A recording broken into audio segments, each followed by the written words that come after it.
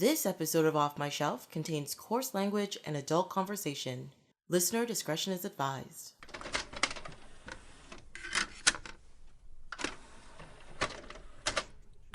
Hello, my name is Tracy James and welcome to Off My Shelf, a podcast about movies that are, well, off my shelf, where we go through my DVDs and talk about the movies in my collection. In this episode, Josh Ratcliffe is here to talk about two very different movies with fantastic lead women that are just killing it. Death Becomes Her and Death Proof. Welcome! Hey! I came from so far to be here. You really did. From over there in the room. We're both out of bed in front of our computers. That's it. That's all you need. Everything's good. This is totally not my bed. Not at all. I mean, as long as you have... I don't see anything inappropriate. I'm okay with all of this. Okay. Yeah, good. You're good? You're good? I'll just put this behind me. Just in case. You're just like, no. Lucky me, my background is a window and it's very sunny outside, so everything gets just washed out. So I don't have to worry about backgrounds or anything. It's fabulous. All the good stuff's behind the computer, so you can't see anything. Of course, yes. You know, you should see what's going on back there. It is crazy. Well, thank you for joining me on this Sunday afternoon. Yeah, no, I mean, you've missed out on my various hair appointments, going to the gym. You know, hanging out in parks. Yeah, that's right. Doing all the good stuff in the T-dot. Oof. Yeah. Yeah, no. I was actually up until 3 a.m. trying to fix my air conditioner. So, I mean, that's where I'm at in quarantine. Well, I figured out, so apparently I did something stupid this winter. I have a really old air conditioner that I keep on my balcony during winter and all that kind of stuff. But usually I cover it with like a giant IKEA bag, so nothing gets on it and it's fine. So I apparently forgot to do that this winter. And when I went out there the other day, I realized pigeons decided to shit all over it and in all of the vents. And I know I don't really use the air conditioner very much during the summer. It's usually like a week, like when it's like really bad, it's like 30 for like a week and a half or whatever, I'll use it. But most of the time I don't use it at all. So I really shouldn't be this upset about it, but I am pissed because there's no way I can clean it. I'm going to have to just throw it out because it's just ruined. And I'm just kind of annoyed and frustrated by that. So yeah. Mine's got some, like, my apartment's got some sort of power issue with it. Mm-hmm. So, like, every time my air conditioner does, like, you know how, like, it'll hit, like, various, like, conditions where it's like, oh, now I'm going to kick in and do, like, real stuff. Yes. Like, catch up. So, like, every time it does that, like, half the power of my room goes off for, like, a second and, like, kicks me off the internet. Mm-hmm. Like, my TV shuts down and just, like... So, like, I was, like, trying to read, and it's like, oh, it could just be dusty. I'm like, oh, I've never cleaned it, so that's probably it. So I, like, was taking pliers to, like, the inside coils and trying to, like, pull out clumps of, like, cat hair and dirt and stuff. And this was at 2:30 a.m. that I figured this out. So your neighbors probably hate you. Oh, yeah, probably, but they don't say anything, so... That's a good thing. Yeah, no, I push it. So I think one time my subwoofer was too loud. That's the only time someone's knocked at my door. And I know they can hear me because I can hear them all the time. Yeah. So I don't know. Maybe it's like a one-sided, it's like the one-sided mirror, but for sound. So maybe. I can just hear them and it drives me crazy. Yeah, you're properly insulated, but they're not. And they're just like, damn it. This is crazy. Yes. Yeah, I do have loud neighbors as well, but mine is a completely different issue with a very active child who likes to kick walls. It's really exciting. Well, how else are you going to practice your soccer when you can't go outside? That is true. That really is true. You got to develop that foot callus. Yeah. Oh, God. It's the only way to do it. I know this is a very North American thing to say, and as a person from a Caribbean island, it's probably sacrilege for me to say, but I hate soccer. I hate playing it. I hate watching it. It just frustrates me. I used to play it. I used to like it quite a bit. I played it when I was a kid. I'm actually going to try to go to a soccer game when soccer starts up again. because I'm planning a trip to England and Berlin. Oh, then you have to go to a game and try to participate in one of those soccer riots. It'll be a blast. Well, I mean, it depends on when it is, but I assume there will be a riot. Yeah. Yes, of course. So. And if you go to a game in like England or Scotland or anywhere over there, and you don't get into one of these riots, you're just like, why did I even come? What is the point of any of this? I practice my oys for no reason. Yeah, exactly. You gotta get in there. You gotta do it, right? I usually say oy vey though. I don't think that's the same. No. It's different. Those are two very different things. Yes. They didn't give me enough pastrami in my sandwich. Like, oy vey. Have you been getting out and trying to get exercise and stuff, or? I have. I've realized actually after being inside for too long, I'm getting. I get nervous when I leave the house. I must admit, I do now get nervous because I guess also it's not just in being bombarded with all of this negative news and people dying and the world's coming to an end and stuff, but also you just get used to not being around other people, and then you get outside, you see someone else, and you're like, "What is that?" And it's just it's a whole thing. But I do try to get out at least once a week. Mm-hmm. And usually when I go out, it's not like 10 minutes or 20 minutes. Something. It's a couple hours where I just like walk around town and maybe run a couple of small errands here and there. But yeah, I have friends that go out every single day. And I was like, I can't bring myself to do that. There's too much effort involved in all that nonsense. Yeah, I mean, that's what I was doing. I was trying to stay in as much as possible for the first like month and a half or so. Mm-hmm. And then eventually I started putting on shirts that don't fit. And at first I was like, damn you, washing machine. And it's always the washing machine fault. You have to remember that. Yeah. No, I think I got real soft at times. So I'm like, oh, I need to go. So like the last like couple of weeks I've been like going out every day and like just like walking to weird places in town that I've never been before. So like I went to like the super frou-frou rich area. Oh, yeah. In Rosedale? Yes, Rosedale. Looked at a $22 million house. So that was a good like 45-minute walk either direction. Nice. So yeah, just like stuff like that. And yesterday I walked up to Costco and then just walked home. I didn't go into Costco. I just walked up to where the Costco was. Yeah, and just was like, and I was like, can I buy a hot dog? And then I was, and then I was like, no. And then I went home. Then you're like, what's the purpose of the walk if you're gonna buy a hot dog at the end of it? Yeah, no, and that was and I've walked past several Wendy's and I'm just kind of like, ooh, Frosties. I'm like, no, this is not why I'm doing this. Yeah. Well, actually, the one good thing about me being home is I have cut down on my like takeout food and junk food an incredible amount. I have a horrible habit, like you just mentioned, pass a Wendy's or pass a Popeyes or something like that. And I'm like, oh, just a little something, a little ice cream or, just a couple of nuggets here and there. And it was a horrible habit. But no, I've been very good since like this whole like 2-month period we've been home, almost 3. Yeah, no, it's getting up there. Yeah, I think I've had like fast food twice, so it's been pretty good. I've had it once, and that was on a day that I walked, and that was lunch, and I walked for like something like 18K or something. Oh wow! Like I walked a ton that day, and I got a teen burger. Oh, okay. That was the only thing I did. That's allowable. But yeah, no, I was saying to my friend, apparently this happens if you don't eat McDonald's for 2 months as well. Like Morgan Spurlock was lying because it's both ways. If you eat it every day, you gain weight, and if you also don't eat it every day, you gain weight. So it doesn't really matter? Yeah, so it all comes out in the wash for me. But now I prove to everybody, like, oh yeah, if you don't go out, you cook for yourself, you'll that's much better for you. That is a lie because I cook with butter. Mm-hmm. So there is like restaurants typical, like not good restaurants do not cook with butter. They cook with like probably stuff that's probably better for you than just eating congealed milk solids and salt. Yeah. So yeah, no, I just polished off a full pastrami I made last week. So. Oh yeah. Okay. Yeah, I'm in the same boat. I was cooking at least 2 meals a day, and this is like, I'm not a breakfast person, so this has never been an issue, but I've been forced to have breakfast foods.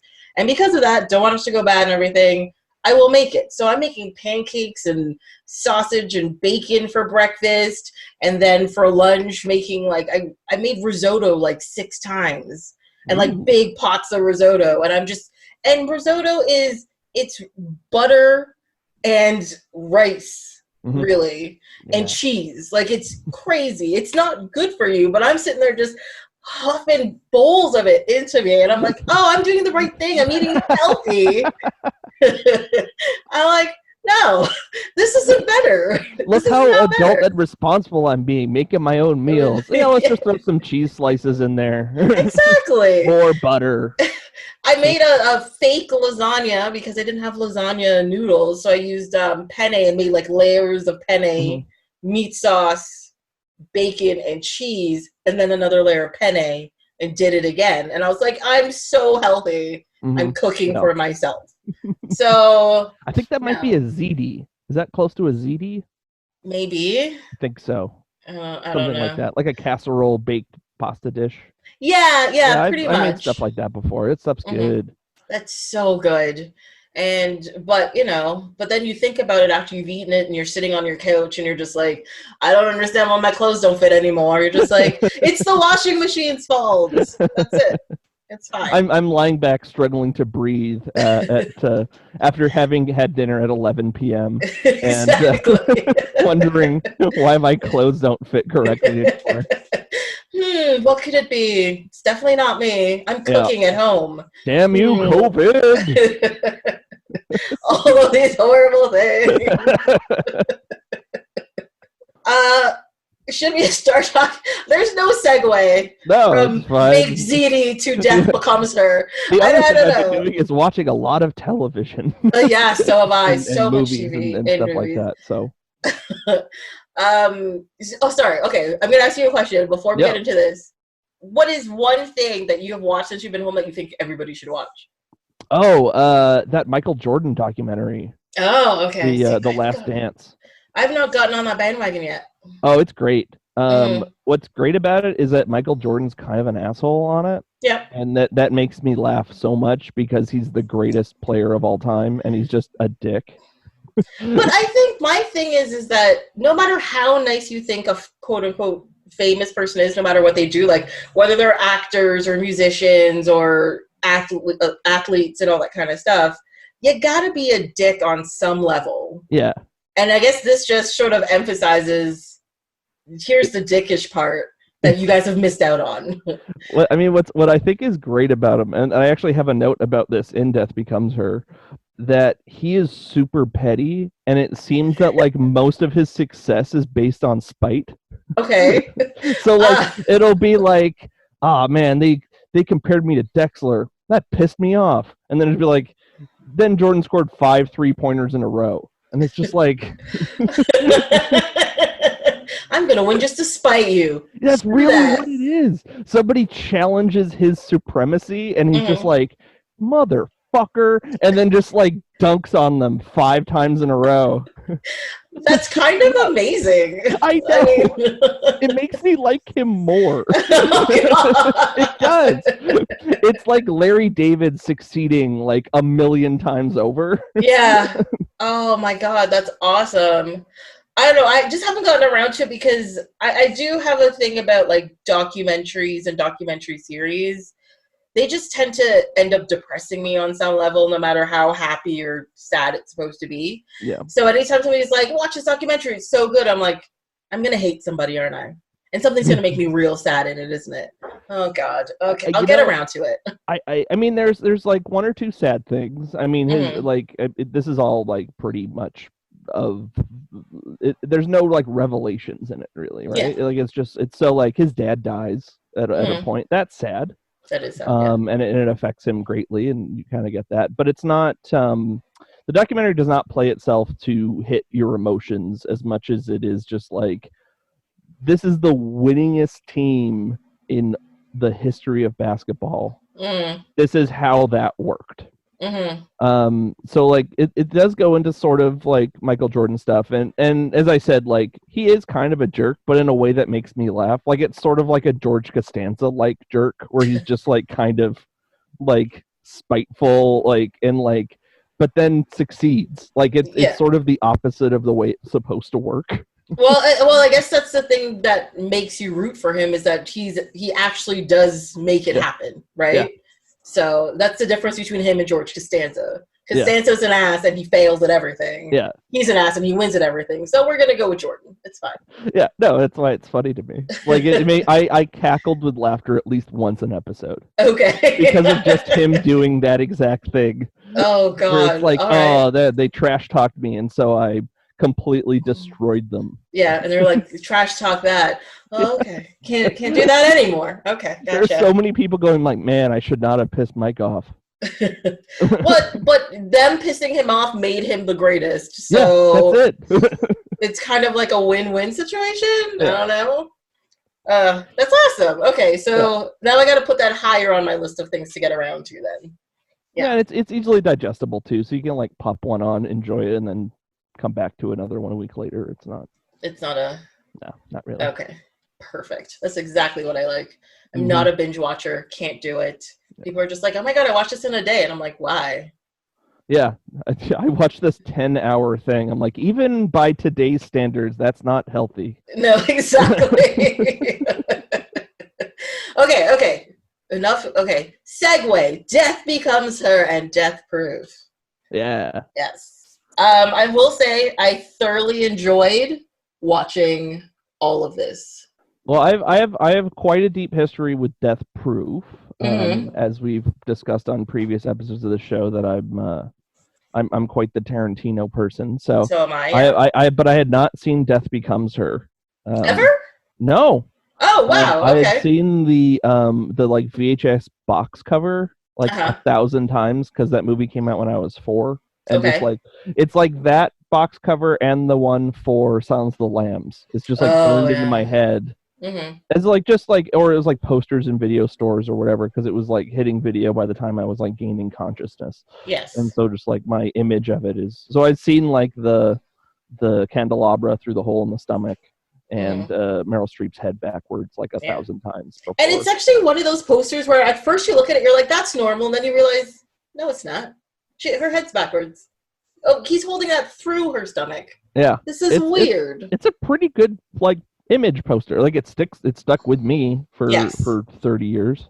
It's very I think too, because of the actors that are in it, like it's very striking. Like it's a very, I also like the way the colors are in it and all that kind of stuff. Yeah. It's just very cool. It looks kind of like a Clue kind of thing. Like it's got kind of like a whodunit kind of mansion-y kind of thing to it, which is, I guess it sort of has that kind of twist to it. It like does. The cast of this movie is insane. It's fantastic, isn't it? Yeah. You got Meryl Streep, Bruce Willis, Goldie Hawn, and Isabella Rossellini. Oh, I love Isabella Rossellini. She rules. And she looks too. She looks fantastic, and like every scene, she's not even in it that much. She's in it like 10 minutes, and she steals all of the 10 minutes. Oh yeah, no, she's amazing. Yeah, and that's hard to do from Meryl Streep, Bruce Willis, and Goldie Hawn. Yeah, no, and ironically enough, I was watching this and I could not tell what there's various forms of weird makeup in this movie and various aging processes, because this movie is very much about aging and stuff. But the thing is, in real life, I feel like these actors do not age the same way as, like, all 3 of them have just aged to the point where I can't, this movie is 28 years old. It is, 1992. And they don't look that much different. Like, they look a bit older and like grayer and stuff like that, but they're not like, they don't look ancient. That's true. Like, I mean, I think all of them have done completely opposite to what the people in this movie does, where they're just like, no, I want to look good now and all the time. Let me do plastic surgery to fix it. I know Goldie Hawn did do a couple of things to her face sort of too early, and then she let it kind of like die out. She looked weird for a while. And I think her face normalized again. And so, like, now she looks better than she did, 15 years ago. Yeah, like Kurt Russell. Weird. Yeah. Oh, my God, yes. Hawn. And, like, Meryl Streep just has aged so perfectly. Yeah. It's unbelievable. Mm-hmm. And I think Bruce Willis, just because he's an action star and he works out all the time, he just is fit. Right, but like if you think of like Sylvester Stallone, Mm-hmm. like, he looks so much different than he did in like Rocky 3 or whatever. Yeah, but didn't he have like a bunch of plastic surgery? I honestly don't keep up with that kind of stuff. Probably. Yeah. I actually, to be honest, I probably assume all three of them have, but like they just had various levels of quality to what was done. I think that like that's sort of the thing is that like, oh, we don't think that they did because they did it well, and so we Yes. can't see it. But that was actually a thing in this movie that I was thinking, because like he was a plastic surgeon in what was the first year that 1985. No. 1978. Sorry, 1978. Yeah, so he was a plastic surgeon then, and I'm like, but how good can plastic surgery be in 1978? I feel like they were like that did not look good. Like there was no way that like people who had plastic surgery in 1978 came out looking like fantastic. Exactly. Yeah, I agree. You know, things like rhinoplasties and facelifts and wait, when did liposuction come in?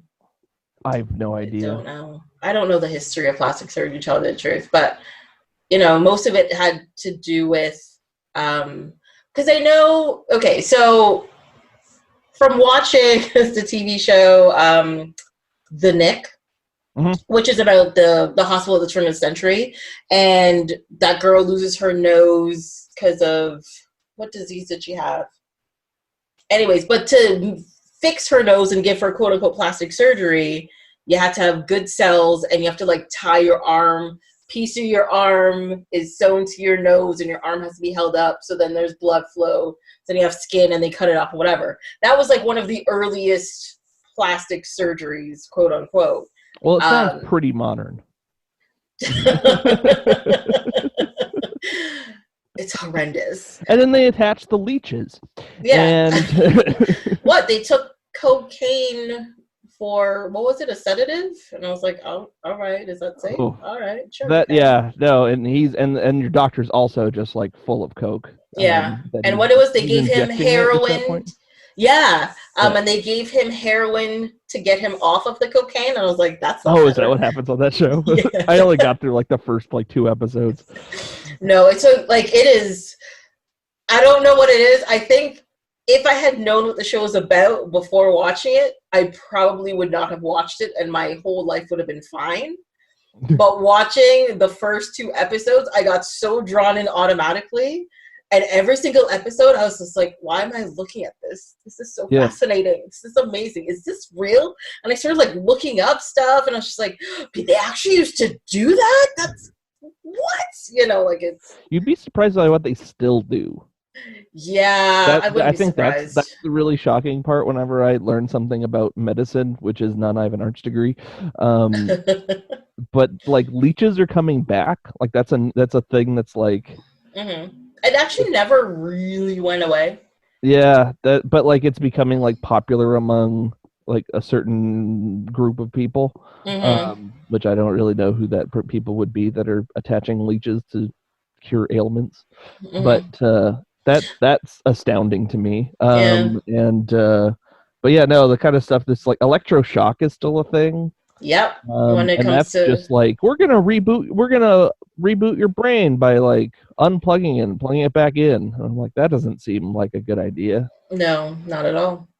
Yeah, because they have been doing it for 100 years, and they have never seen consistent results, and they just keep doing it. And you're just like, isn't it at this point where you have to think maybe we should do something else? Yeah, well, they don't quite know what it does.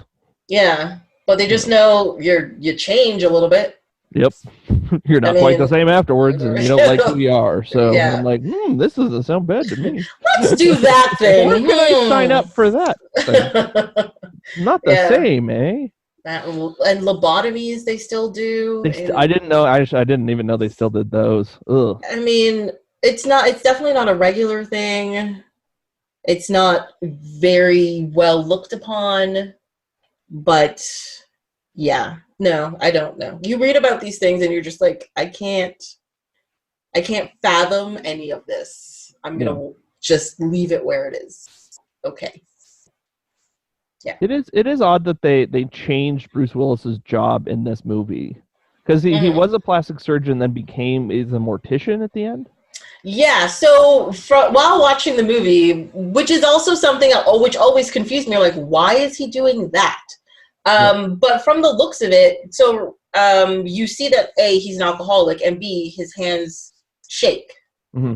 And I think what happened is somewhere between 1978 and, 1985 or 1992, when you meet him back again, his hands are shaking, and he must have done something in between to just ruin his career. Right. And he's like, well, it doesn't matter if my hands shake if the person isn't moving and they're dead and they can't bitch about it. So he moved that way. The movie's like surprisingly tight too. Like there's a lot of weird things that I like noticed that then come back later.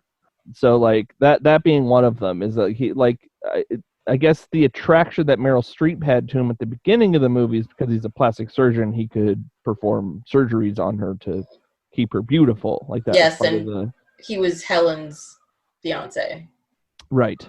But then once he becomes the mortician, that becomes important later on for the movie, and another reason, the motivation for them to keep him around at that point, which is a bit convenient of a plot device, but it's also it's tight as well. Like it's a little neat, but it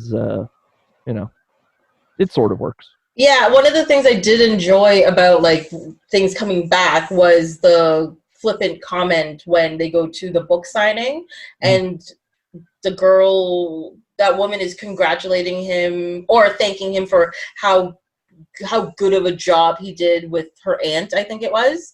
And he's like, the key is spray paint. She gets completely offended, which I don't understand why she would get offended by that comment.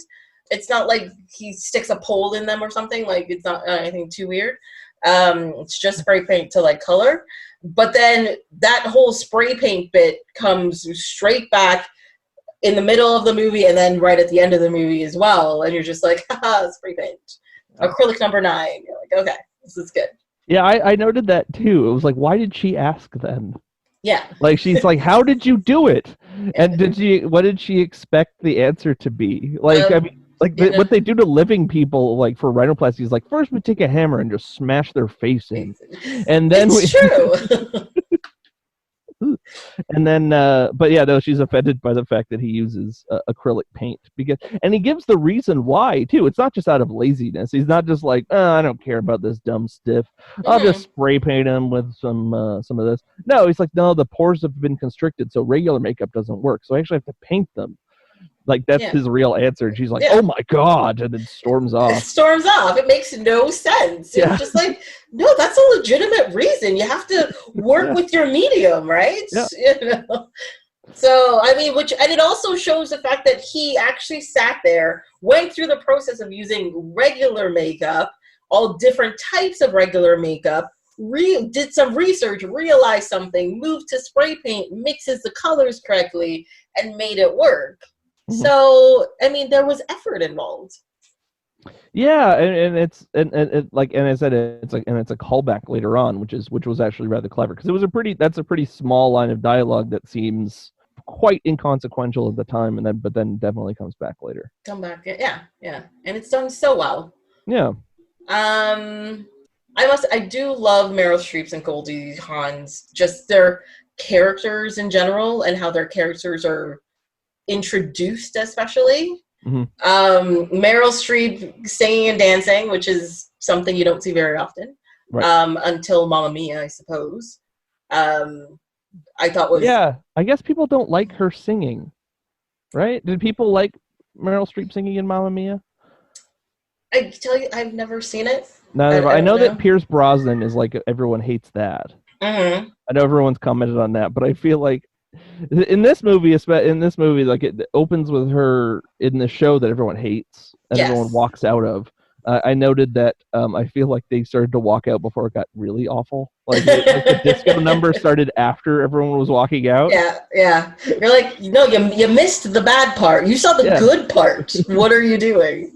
it didn't seem that bad to me. Like I'm not a huge musical person, but I'm like, this seems just like all the other ones to me. Like it didn't seem completely abysmal like it's supposed to be. Yeah, I think there's a very fine line between great and abysmal theater.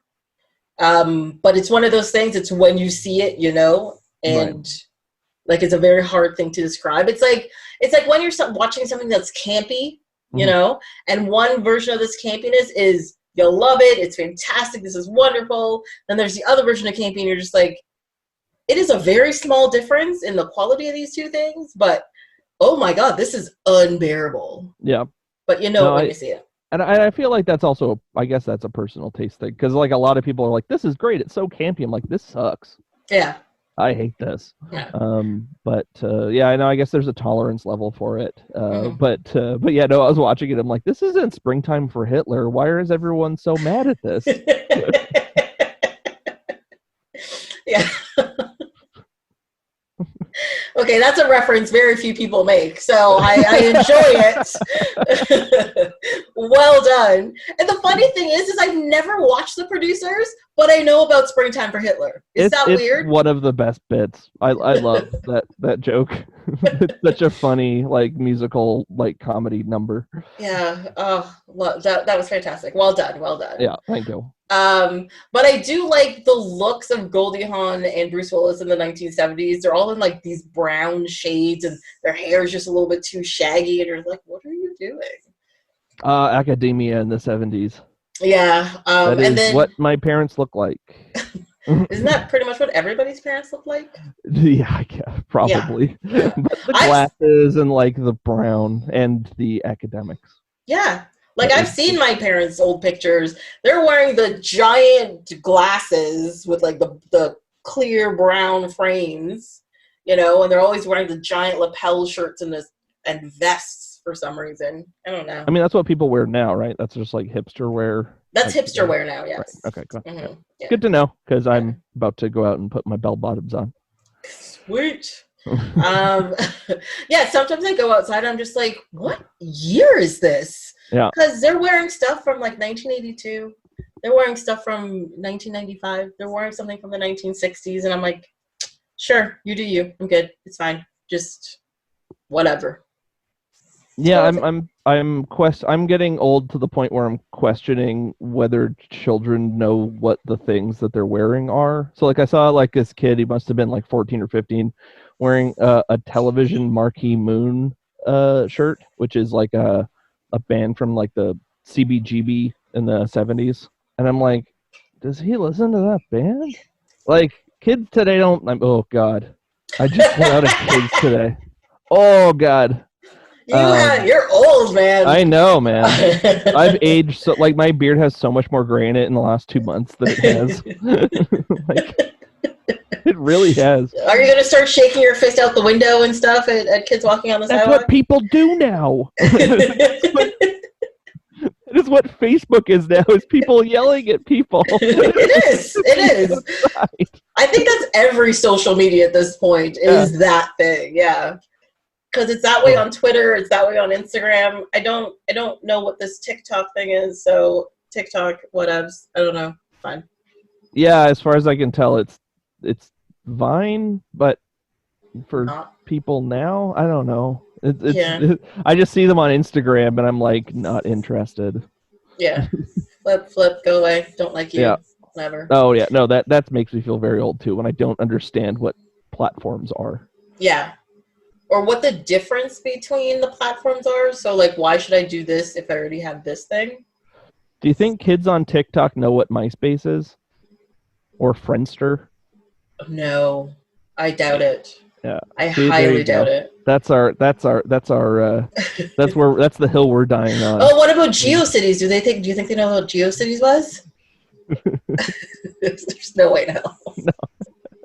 Wait, do you know what GeoCities was? Yeah, I know what GeoCities is. Yeah. Okay, good. I'm trying to remember. I was trying to think of a reference to one of the other ones that was like at the same time, but I couldn't do it in time.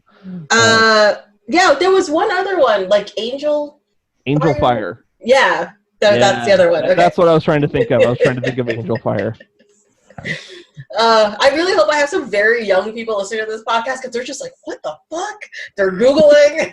And then they talked about Angel Fire for 10 minutes. And their dad's like, yeah, that was really cool, man. I'm becoming a dad without having had kids. There you go. Yeah, there you go. Do you have a cat? Yeah, no, he's just having some food. Did you see him walk by or something? No, I'm asking because you can be a cat dad. That's a thing. Oh, I am definitely a cat dad. There you go. I'll see if I can get him to come over in a bit. Okay. It's going to be very exciting, guys. We're going to see a cat. It's going to be fine. I think it's just you. Yeah. You're going to see the cat. I'm going to see the cat. I'll describe the cat to you, and you'll have the picture in your own mind. It'll be crazy. It'll be crazy. Now, I couldn't quite figure out in this movie what the relationship between Goldie Hawn and Meryl Streep was. Me neither. I actually did research on that. Well, research as in I read a trivia thing on IMDb.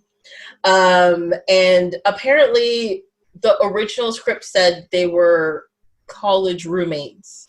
But the updated script that this one, the actual movie's based on, is that they were childhood friends. But they don't actually mention that at any point, except for the part where they're arguing about when she's talking about like her ex-boyfriends that Madeline stole. Right. And you're just like, oh, I guess you've known each other for a while, but...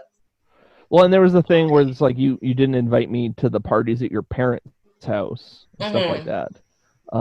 But what got me was like, then why was she bringing her fiance over to meet her? Where it's like an inevitable... if they were sisters, that would make sense, right? Like, it's like, okay, you're going to meet her eventually, so I better get this over with. But the way that the movie is structured, or the way that the relationship seems to go, is like, I'll just bring him all the way over. And I'm like, you can just not see your childhood friends anymore. Like, that's a very easy thing to do. Yeah. And they're case in point. They're like, because they're like very deep enemies of each other that have this thin layer of false friendship. But they don't even, like, associate in the same circles. Yeah. But they forcefully bring each other together for seemingly no reason. Yeah. And then it's like, and he seems to be, like, he's in love with her, Meryl Streep, immediately, right? Like, in the audience, he's in love with her. Like, the first shot we have of Bruce Willis is fawning over, no pun intended, Meryl Streep. Yeah. And then there's like, but then you realize it's like, oh no, she just brought him there to just be like, to like, as a test, and that he failed. Which, I mean, well, I guess she does mention that she didn't know that he had this love for Madeline Ashton before she brought him there. Because I'm assuming she was like not just a Broadway star, but she was like some sort of like movie star or something. So she's known. Because, like, her marquee's a little too big, and he clearly knows who she is before that even starts. Yeah. So, yeah, I don't understand why you'd also put this amount of temptation in front of someone just for fun. Yeah, it seems some motivation stuff is a little bit odd. And then we immediately jump to 1985. Yes. Where apparently someone was also in quarantine because Goldie Hawn has gained a bunch of weight. She's got like 800 cats crawling all over her and stuff. Yeah, no, I'm merely like it was a mirror. I was watching at that point. Yeah, I was like, how did they get this footage of me? They're like, what? Are they in here? And yeah. And I think I wrote down that the fat suit seems like it was just leftovers from Back to the Future, just like melted together. Yes. You tell you the truth, it may have been, okay? Yeah, no, it's Zemeckis. So he's also, he really likes makeup. He does. Also, just to let you know, that was 1985. Back to the Future takes place in 1985. There you go. Right. And then she gets arrested. Yes, because she hasn't been paying her rent. Yes. Right. So they break it. Like I had to rewind that because I was like, Mhm. wait, why is it the police now? Yeah. Like they break down the door. I guess she's being she's been evicted, because if you see the door, she has something pushed against the door to keep it shut.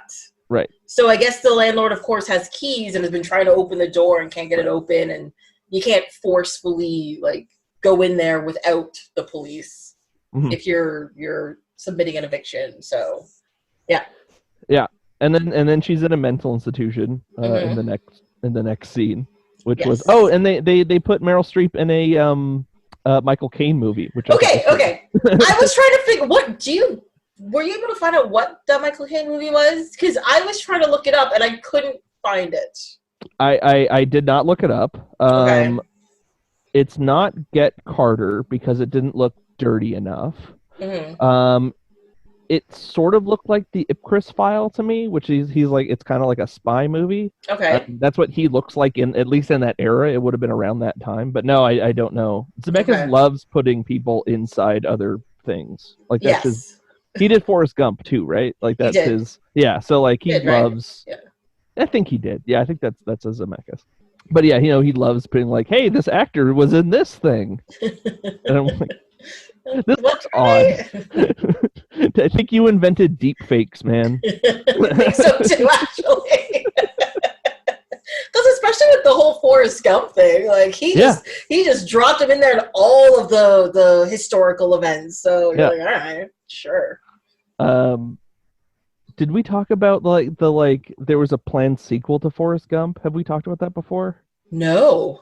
Yeah, so like because Forrest Gump's based on a book, and the guy wrote a sequel, and so Forrest Gump is involved with like the all the stuff that happened the next like 10 or 15 years. Oh my god! It's like the stuff that I've heard of it is completely bananas. Well, but isn't the original book sort of autobiographical? Like the guy was kind of stupid, and he did end up in some amazing places. And of course, the movie took license on a couple of things here and there or whatever. But does that mean in the sequel, like, does the sequel go into the fact that he got pseudo-famous or made money off of them making a movie, Forrest Gump, so then he lives off of that money and he got to meet famous people based on that? Does that really meta? Yeah, I know. I don't think it I don't know that much about this. I've sort of just heard other people discussing it. And I'm not sure if this was a joke or if it's legit. Because I've heard this was like years ago I heard about this. Mm-hmm. But Forrest Gump might have been in the back of the white Bronco that OJ was driving. Like that. Okay. Like apparently this thing is completely bananas. Like it's like wow. So he's like just in the passenger seat or just sitting up in the back? Yeah, no, he's involved. And I think the sequel, like, I think he was like gonna sell the rights on September 11th, and that's what like completely disheveled the whole thing. Was that like it was just like a timing thing that we didn't get this. Wow. Okay. Yeah. There's a lot of layers to that. From the sound of it, I'm kind of glad that never happened. Oh no, it is definitely a good thing that we never saw the sequel to Forrest Gump, because this person sounds like he has some real problems. Yeah. But the thing is too, if they did a sequel, I doubt Tom Hanks would have done the sequel. Probably not. That would have made it even worse. Mm-hmm. Like would have had some other guy like Steve Zahn do it or something. Oh wow. Yeah. Okay. Wow. The thing is I don't mind Steve Zahn. I don't. He's just in a whole lot of shit. Yeah. He's actually pretty solid in the stuff he does. Yeah. Like, Sahara? Come on. But it's like a canary in the coal mine thing where it's like, oh, is this movie good or bad? And then Steve Zahn shows up and you're like, I got to get out of here. Yeah. Yeah, the funny thing is when he's on screen, you'll watch his 10 minutes on screen, you're like, that's pretty good. And then everything else around it, you're just like, why is this even happening? Yeah. Oh my God. What's the one he did is it just called Nature Documentary or something? He's in like the woods with like Justin Long or something? Yeah. I don't know. It's not When Nature Calls, because that's the Ace Ventura sequel. Yes. No, there's some wilderness forest thing. I cannot remember it, I'm afraid. But I remember that being like universally panned. Oh yeah, it was horrible. Like one of the worst things. Yeah. I'm very sad to say I did watch that movie. Yeah. I don't remember if I paid to watch that movie, so I really hope I didn't. Right. But yeah, it's just, I just remember sitting there going, "Oh my God, what is even happening?" It's not Without a Paddle, right? No, it's not Without a Paddle. Okay. The reason I know that is because he's probably in that too, though, right? Like, there's a good chance. Yeah, I don't remember actually. I own that movie for some reason. Oh, so we can look forward to that. Get to the W's. Get to the W's. Oh yeah, oh yeah. It's happening. Oh yeah, he's in Writing Cars with Boys. I actually don't mind that movie. He's in lots of he's in a lot of stuff. He's also in That Thing You Do. Yeah. Oh yeah, he's one of the main people in That Thing You Do, which was directed by Tom Hanks. It's all coming around. This is him passing the torch to the new Forrest Gump. Oh God. I'm looking at the list of the movies that he's done, and I cannot pick out which one could possibly be the movie I'm talking about. Yeah, no, I know. No, it's not Forces of Nature. That's something else. That Forces of Nature, I think. Well, wait, is that Forces of Nature? Is that the Ben Affleck and Sandra Bullock movie? Yeah. Nope, that's not the one. I'm happy to say I've never seen that one. It's fine. I know the box cover for that one. Yeah, that's the. What is with my memory? That's the. It's like purple and they're like falling. Yeah, it's that one. Yeah. Oof. I don't know. I can't figure it out. It's fine. Yeah, it was that period where Ben Affleck was doing like romantic comedies. Yeah, he did Giggly, and then he did. That's what people did when they were leaving. Am I right? You know what's really funny? I've never seen Giggly. I'm okay with it, but I will make fun of it. I think I've seen bits and pieces. Mm-hmm. It was because it's just like on TV. Oh yeah, that makes sense. Yeah. That one's sort of like a poison pill, though. Like no one's going to the. No. Like no one's fighting for Geely. No, not at all. Not at all. And then after that one, he did that Kevin Smith movie, which I can't remember. Jersey Girl, which I saw like 15 years after it came out. I finally gave it and watched it. And I was like, right now, this is the worst Kevin Smith movie, but it's also not that bad. It is not terrible. Yeah. At the beginning of quarantine, I watched the Jay and Silent Bob reboot because it is on Amazon Prime. That is now the worst Kevin Smith movie. It's rough, man. It is. And I'm a big fan.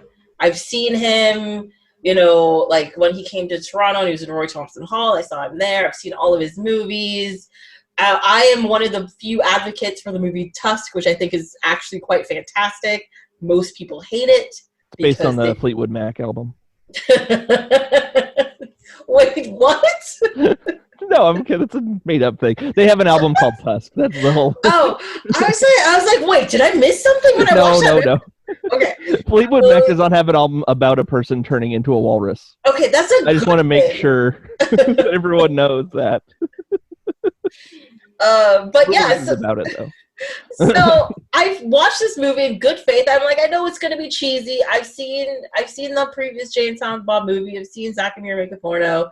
They're cheesy, whatever, but they're fun. I've even seen Cop Out. It's crap. Ooh, and I thought that was gonna be the worst one. But oh my God, this reboot is so bad. It's pretty rough. There's some weird, cringy stuff. There's a few things I laughed at. Mm-hmm. Because Jay is still pretty funny. Yeah. And there's a lot of jokes about jorts that I enjoyed quite a bit. Yeah. Okay. Like the stuff where Kevin Smith is making fun of himself, he's still pretty funny. Mm-hmm. What blew my mind about this movie is that it makes an excuse for all the previous terrible movies he's made. Yeah. That is I've never seen a movie do that, where it's just like, yeah, I had kids, now I don't care anymore. Like, it's like, what? Dude, you made us pay for these. Yeah, we care still. Yeah. What are you doing? Yeah. And that's really weird because this movie was made for fans of him too. Yeah. Like and I guess would include fans of the last 20 years. Mm-hmm. And well, then because they were just like, yeah, these movies suck, but yeah. Well, that's the thing. If you're not a fan of Kevin Smith and you want, like, you're gonna hate the movie because you're not gonna understand any of it. Yeah. Because nobody's introduced or reintroduced. None of the situations make any sense unless you have previously seen, like, at least half of Kevin Smith movies. Yeah. Right? So it has to be for the fans, but the fact that he did this for the fans and it is just such a clusterfuck of nonsense. What do you do with that? Like you can't, I was so frustrated when I watched it. It was very, I mean, I admire it for cramming as many references in as possible. Mm-hmm. He's known for that. And a million in jokes, even Dogma references. And like, how do you like, that movie exists in its own world. Like, it's hard to tie Dogma into the rest of them, but there's like quite a few Dogma references in this movie. Yeah. Where it's hey, remember that time that we like saw God? Like, oh yeah, that was like, a thing. And then we hung out outside that McDonald's for a week. How are these the same people? Who knows? It's a whole thing. But yeah. Oh, Kevin Smith. Oh. Wait. Yeah, rough stuff, man. I'm doing one of his movies soon. It's fine. It's Dogma. Would that be Dogma? Yeah, it would be Dogma. Yeah, that one's coming up soon. I think that's the best one, right? That's the best one. Dogma? Yeah. Personally, my favorite will be Mallrats. Okay. I almost said will always be Mallrats, but I don't know. But I feel like Dogma probably has the best legs. Like, it probably holds up the best of the rest of them. Because it's a little higher quality, and like it's got a bit more of an epic kind of thing to it, and not as many like weird culture references. Like, it's not like a slacker thing as much. Yeah, but the cultural references in it are very specific to Catholicism, and he gets real deep into that on certain levels. And I agree with you. Like, I think that movie was the movie that made his career, like an actual career, not just cult status, but like, no, he's a legitimate director and he's a legitimate person.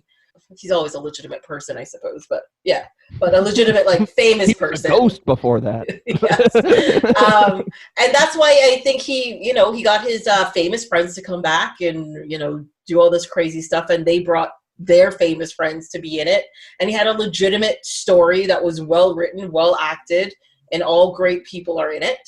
And it was done well, Yeah, so, no, I'd be curious. I haven't seen it in a long time. I'd be curious to see how it holds up. Yeah, I haven't watched it in a few years, so we'll see how that goes. But I'm pretty sure like 80% of it has held up well. Right. Yeah. Okay, so back to the 1992 for Death Becomes Her. Oh wait, hold on, sorry. Yeah. Before we go to 1992, I'm going to go back to 1985, where she's still in the group session in the mental institution, or the home for wayward women. I don't know. There's a lot of problematic women stuff in this movie. There really are. Ooh. But one thing I did pick out, I actually had to rewind to be like, oh my god, is that Kitty from that 70s show in the group? It totally was. Mm-hmm. I was just like, damn, girl, you're making it places.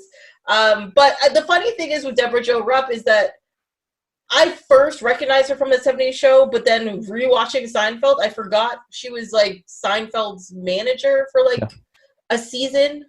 You're like, oh yeah, you were in other things. Gotcha. Yeah, I mean, it's sort of like Red Foreman, right? I mean, he shows up in tons of stuff. Like, he's in RoboCop, and he's in Star Trek.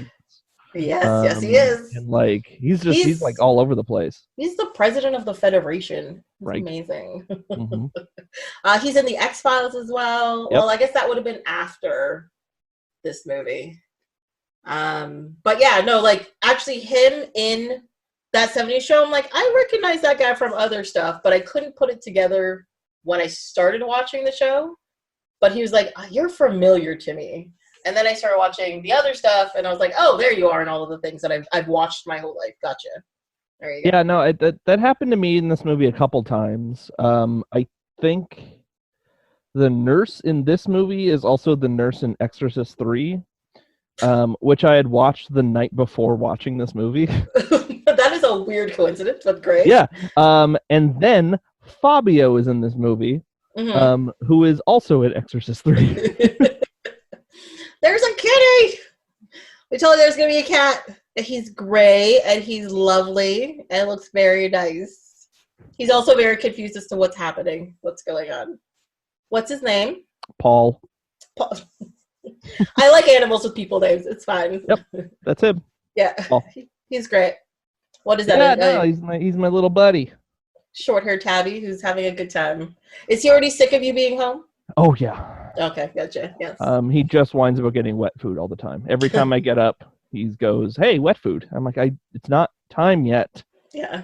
You know, there's I despite the fact that I've ruined your routine, there's still a little bit of a routine. Yeah. Yes. All right. Sorry. Yeah. Distraction. Yeah. So, I've been watching this series called The Last Drive-In, which is on Shudder, which is the horror movie streaming thing. Mm-hmm. And the night before I watched this, I watched Exorcist 3, and it had at least 2 overlaps in terms of actors. It's amazing. Between Love them. it.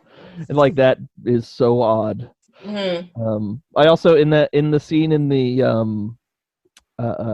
mental institution, the nurse like takes her aside and is like, "It's been 6 months.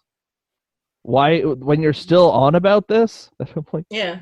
Therapy takes a long time. It can, yeah. 6 months for someone to be like, "I want to still talk about this thing," and they're like, "No." Yeah, but she has to realize before she even got there, she had been obsessed with her for 7 years already. Yeah. It's gonna take a little while to get there. Or more, probably. It seems like she was obsessed with her for her whole life, and she's just like, "I'm gonna bring my fiance to meet her." Yeah, just to be sure, you know. And then she's surprised when he leaves, and you're very upset about it because you did something stupid. Mm-hmm. Like, come on. But yeah, so now we can skip to 7 years later now. Now we're in 1992. Yeah. Yeah. And things are bad for everybody. Like, things are rough not for Goldie Hawn, but we don't see her yet. So not for, things have gotten real dark for Meryl Streep and Bruce Willis. Mm-hmm. They've been married for what, 14 years? Oh, 14 years. Point? Right. They got married right at the before the jump. Yeah, you're right. Yeah. So they've been married for 14 years. She's aging. Her assistant is now her housekeeper. A poor assistant. What is it, Rose? Right. She was the one in Exorcist 3. I remember now. That was the one that was in Exorcist 3. And Bruce Willis is a drunk and now a mortician. And loves his dartboard. That he misses. He loves it so much he refuses to hit it with darts. Let's put it that way. Scalpels. And she needs daily affirmation that she's still beautiful and worth being herself, I suppose. Right. She's like the Wicked Witch in Snow White. Yes. Yeah. Yes. Mm-hmm. And they live in, I assume, is a nice house, but you see like a corner of a bedroom and a corner of a workroom and just the living room. Yes, they are very wealthy. Mm-hmm. That was the conclusion I was watching for most of this movie is where are all these castles in Los Angeles that everyone lives in? These marble estates. I don't know. I guess I can't say anything about it because I've never been to LA. It's a place I definitely want to go to. Just haven't gotten around to it. Being obsessed with movies and knowing lots of films are, not just are set in Los Angeles, but are filmed in Los Angeles. I would love to go to all of the spots. Yes. I'm one of those people who will buy the maps of the stars maps and be like, and be stupid about it. It's fine. I'm going to stop talking about that now. I saw Courtney Cox's beach house once. So. Ooh, fancy. Nice. No, I'm sure that there are. I mean, it just looked like it looks like the Citizen Kane house. Like everybody lives in the Citizen Kane house in this movie, where they're just in this like preposterous like estate of a with all, and it's all marble. Well, how else are you gonna know they're rich? I know it's true, and there's two. They don't have any kids. It's just two people that live in this cavernous house. Yeah. I mean, I do complain that I need a bigger place, because I'm a collector. I need like a nerd room and then my bedroom, right? Yeah, no, I need the 2 rooms. That's all I need. I got But when you're like a single person and you have this like gigantic empty house, even if it's just 2 of you, what are you doing with all of this space? Like, what is the point of it? You have to hire somebody to clean rooms that you don't use. Yeah, exactly. Yeah. You're just like, why is this place dirty? Yeah. I've never been in here before. Oh, it's just layers and layers of dust and spider webs. Gotcha. So she goes to this like she has that event tonight. So she's got the book signing launch, and so she goes to this de-aging like cosmetic surgery place. Not like the big one that we get to later, but like she goes to like this clinic, and she's yelling at this scantily clad woman. I don't know why everyone there is dressed like they're like in silk stockings, like the USA original show or whatever. I think it's an aesthetic. There's this really crazy line in it, and it's a bit blue, so please forgive me. Okay. But she yells at this woman for she's like saying that you don't understand what it's like looking like me with your 22-year-old skin and tits like rocks. Yeah. And is that the desirable texture of breasts? Are we looking for rocks? It's I don't no, it's not year-old virgin where it's like, how they're like a bag of sand. They're like, you're a virgin, right? You've never touched a boob. Like, it's done. Okay, I will say this. No, that is not the design. And I think it just has to more do with the fact that they are in the right place. Right. That's it. Okay. And, I don't know. But also the way she says, rocks. Yeah.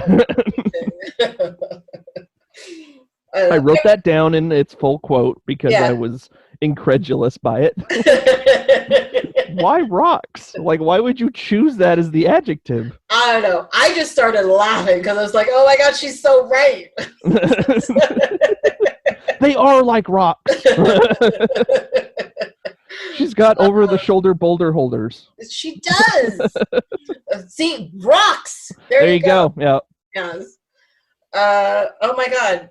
Oh, no, I'm not. No. Okay. Yeah. No, I thought I almost remembered a line from something.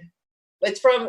I'm gonna say it. People know this on this podcast already. I do sometimes make reference to it, but it's from The Big Bang Theory, where they talk about the difference between a rock, like a stone, and a boulder, and whatever. And I thought I remembered it, and I didn't. So that was a segue. I'm afraid that one went over my head too. It's okay. It's fine. And I have definitely not watched all of that show during quarantine because it's not just always on television. Of course not. Oh my God. No, I have higher standards than that. I watch Fellini movies all day of course. Get haircuts and work out.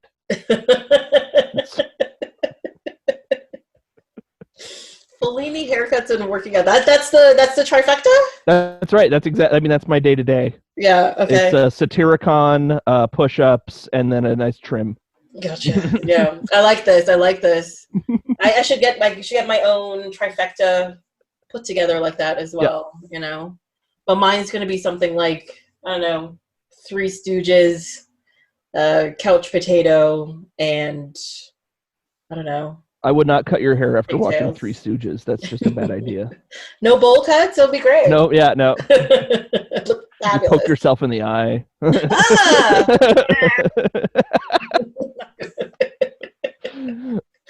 Nobody's going to see my really bad Three Stooges impression. It's fine. Yeah. Yes. Anyways, rocks. Rocks. After that, yeah. I love the fact, though, that, like, the girl in it who plays Anna, or the one who's telling her she can't do the procedure, how as soon as her boss shows up, she switches immediately from the French accent to like the clearly ditzy American accent. I didn't notice that. I was so distracted by the boss's accent.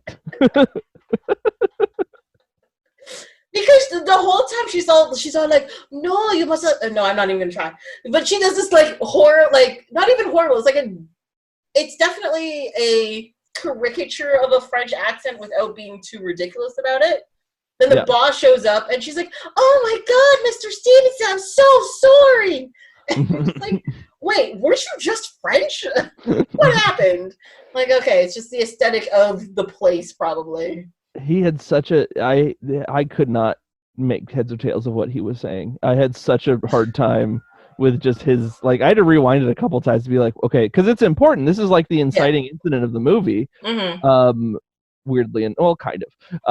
But it's a big step forward. And I was like, okay, what is he saying? He's recommending a thing. Okay. Because it's like when it's like when Bill Paxton does a character voice, or it's it's really thick. Like he's going hard on this accent. Yeah. And I know it's supposed to be like a silly accent, and it is, but it's also like, I think I should understand what you're saying, though. Speak words. Please tell me you're saying words. No, nobody knows about this place, but the select few. And I'm like, oh. And then I love the fact she's just like, this is just too crazy, and just rips it up and puts it in her bag, which I thought was amazing.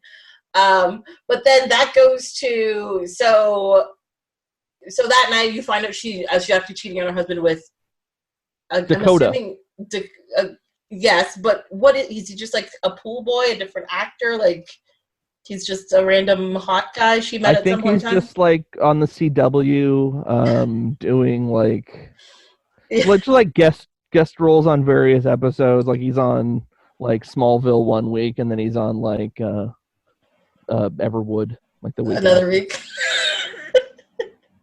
I don't think either of those shows are still on television. No, they're not.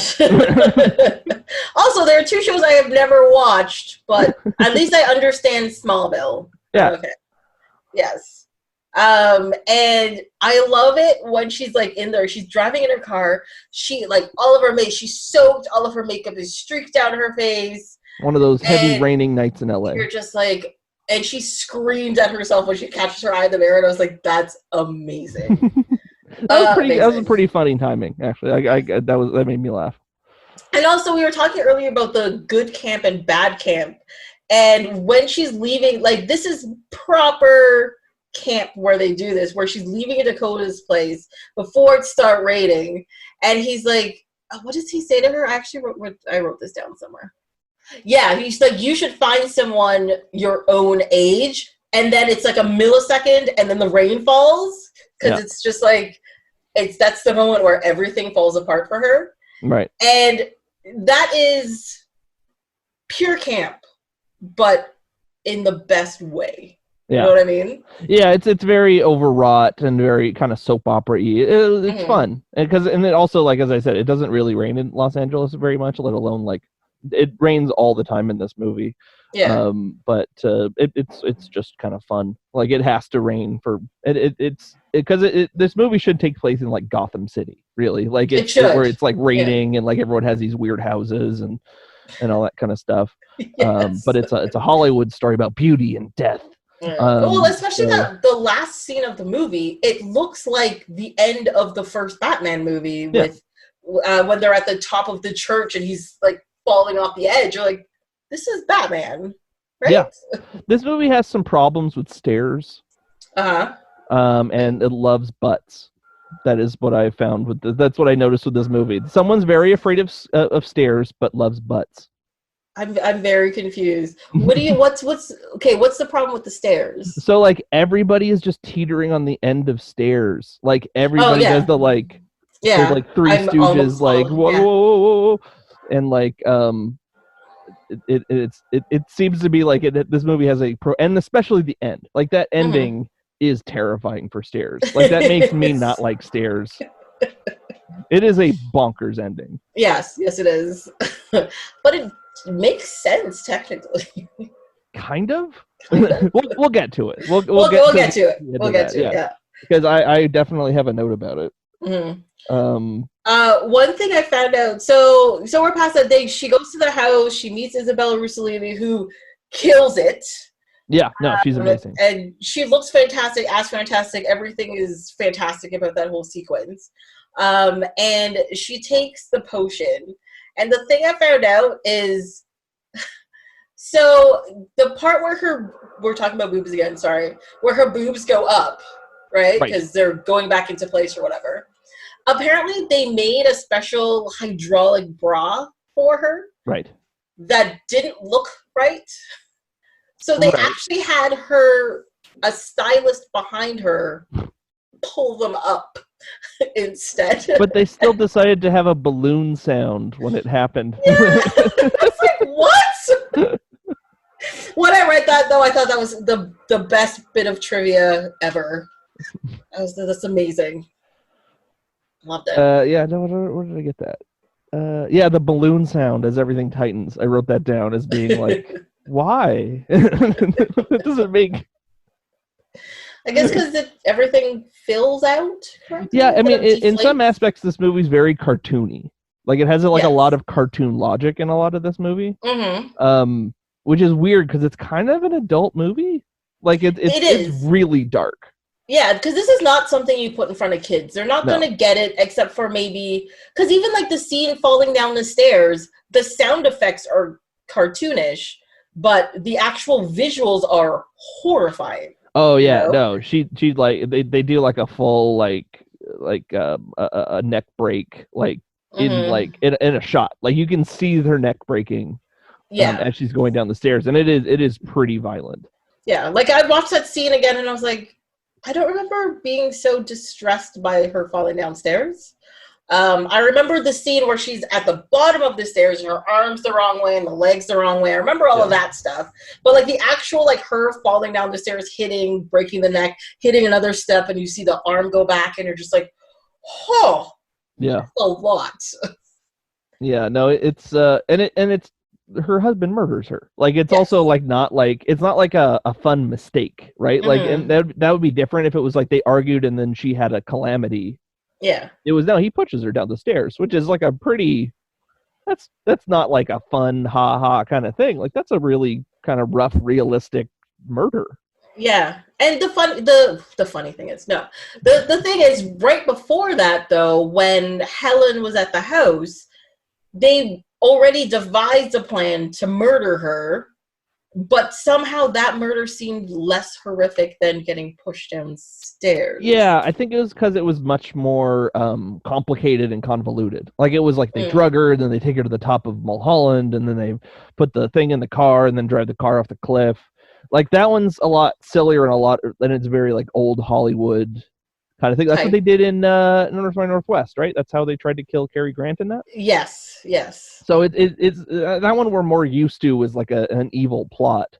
But this is very, like, pedestrian kind of, like, very, very realistic in terms of the way that people can die. Is like heat of the moment. And like, or like if an owl got you and then you...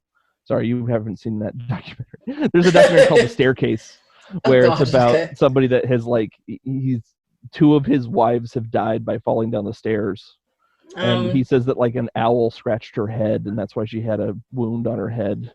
That seems a little suspicious. That's sort of where it gets at. But it's a very odd. It's one of those crazy stories where, like, it's like, I think it was referenced on How I Met Your Mother once. It's like, I mean, maybe he didn't push them, but do you want to marry that guy? No. Not at all. I'm good. Like, or get a bungalow. No stairs. That's all I'm asking for. Yeah. So yeah, no, that was, and that's pretty rough. But then she comes back to life, which I guess we saw coming. Or should we have known at that point that, like, had you not known what this movie was, would we know that she would come back to life at that point? Or at that point, do we think that she's dead? No, I think at that point, you think she's dead. Okay. Like you know, because the thing is, the elixir she takes, you assume it makes you look good and makes you look young and stuff. It is magical, but I don't think at that point in time you get the idea that you're going to live forever. Like it's legitimately live forever. It's a monkey's paw thing, right? Yeah. It's you get something good in the worst way possible, kind of thing. So this is starts being where like the big special effects come in. Like this is because Zemeckis is a big like look what I can do kind of guy. Yes. And that backwards head was genuinely troubling to me. I did not. It creeped me out. So like I have a relatively high tolerance for this kind of like stuff, and this is so silly, but it's also like the effect on it had like it looked like a deep fake as I had said before. Where like the head didn't quite fit right. Like it wasn't. There was some weird kind of ghosty effect to the head moving, and it just looked so strange and so odd to me. Well, I think that's why it works in this movie, and that's why it makes you uncomfortable, because if you see somebody walking down the street and their head is backwards, your neck and your spinal column isn't meant for your head to sit that way. Also, it's not normal. It's gonna freak you out. It's gonna look weird. And I think that's one of the reasons why I like this, is where they actually take the time and kind of like, I think they purposefully made it sort of off to the side, for example, because if you break your neck and your neck, it doesn't just sit, like it's not pivoting around in a circle like it's supposed to. It's going to be out of place. It's going to be to the side.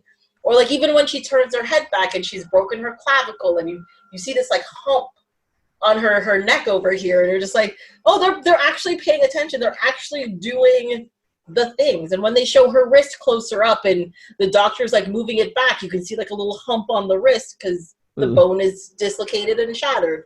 It's not where it's supposed to be. Whereas I've seen movies like this where people have horrible accidents and they're like, oh, my hand hurts, and your hand looks fine. It doesn't look like it should hurt in any way, shape, or form.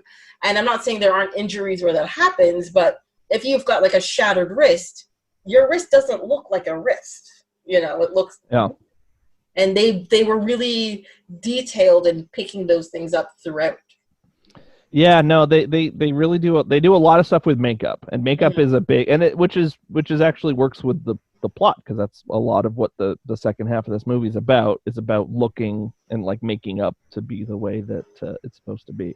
But I did enjoy the scene at the hospital. I thought that was quite fun. Loved it. That was the doctor played by Sidney Pollack. He's actually not credited on the movie, right?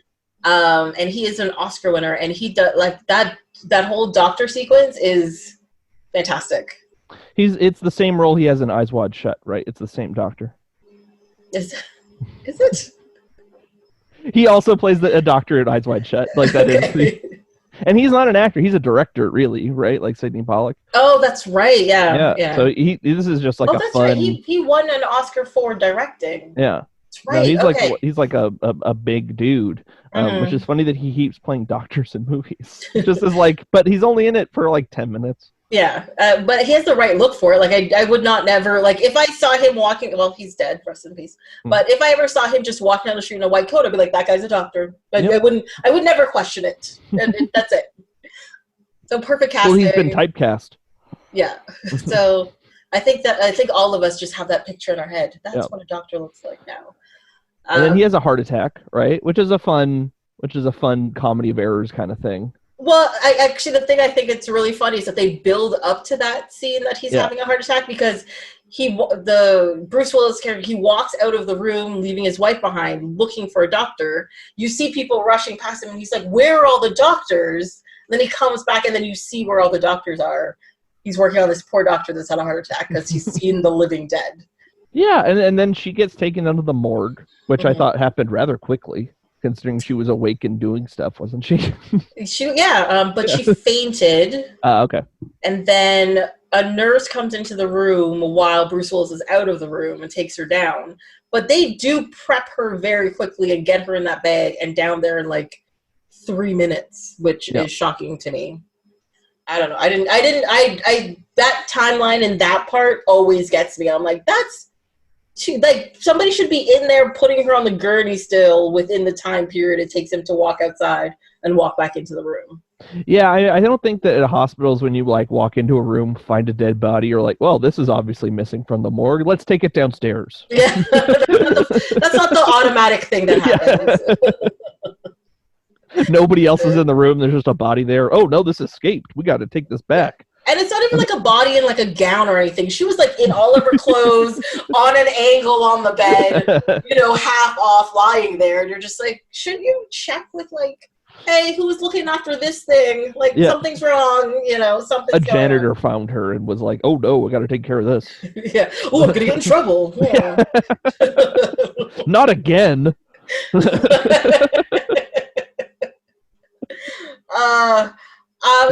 So we end up downstairs. Oh wait, actually, before we do that, talking about Bruce Willis walking through the hospital looking for a doctor, he stops in the waiting room of the emergency room, I'm assuming, and they have an extended shot of this tennis player whose both of his knees and his arms, and he's holding a bent tennis racket over his head for some reason. And I'm just like, what the fuck happened to this tennis player? It makes no sense. Like, it's one of those horrible tennis accidents you hear about all the time. All the time, you know? Like, even if he had like a tennis ball lodged in his head, I'd have been like, that makes sense. But the rest of it, I was like, what? That would have gotten a big laugh from me, by the way, if somebody had a tennis ball lodged in their head. Like, somebody had hit it so hard that it was just like in there. Like, it's just like embedded in, like a soft rubber ball has been embedded into someone's skull. And he's okay. And he's just sitting there going, what the hell? Where are all the doctors? You're like, I got a tennis ball in my head. It's fine. But yeah, I just had to bring that up because that tennis player always confuses me because I'm always just like, what is up with this tennis player? And it's not like he barely does a pan around the room. There's only like 2 people in the room. You see somebody on the side who you can't see what it is because it's so quick. And then it sits on this tennis player for like 3 seconds. Maybe it was like a celebrity cameo. Based on what I read on IMDb, it didn't seem to be. Interesting. So I don't know. I have no idea. But mystery. Yeah. I just had to bring that up. We can skip it. It's fine. Yes. Yeah. You'll sleep tonight going, what was he doing there? Yeah. Why?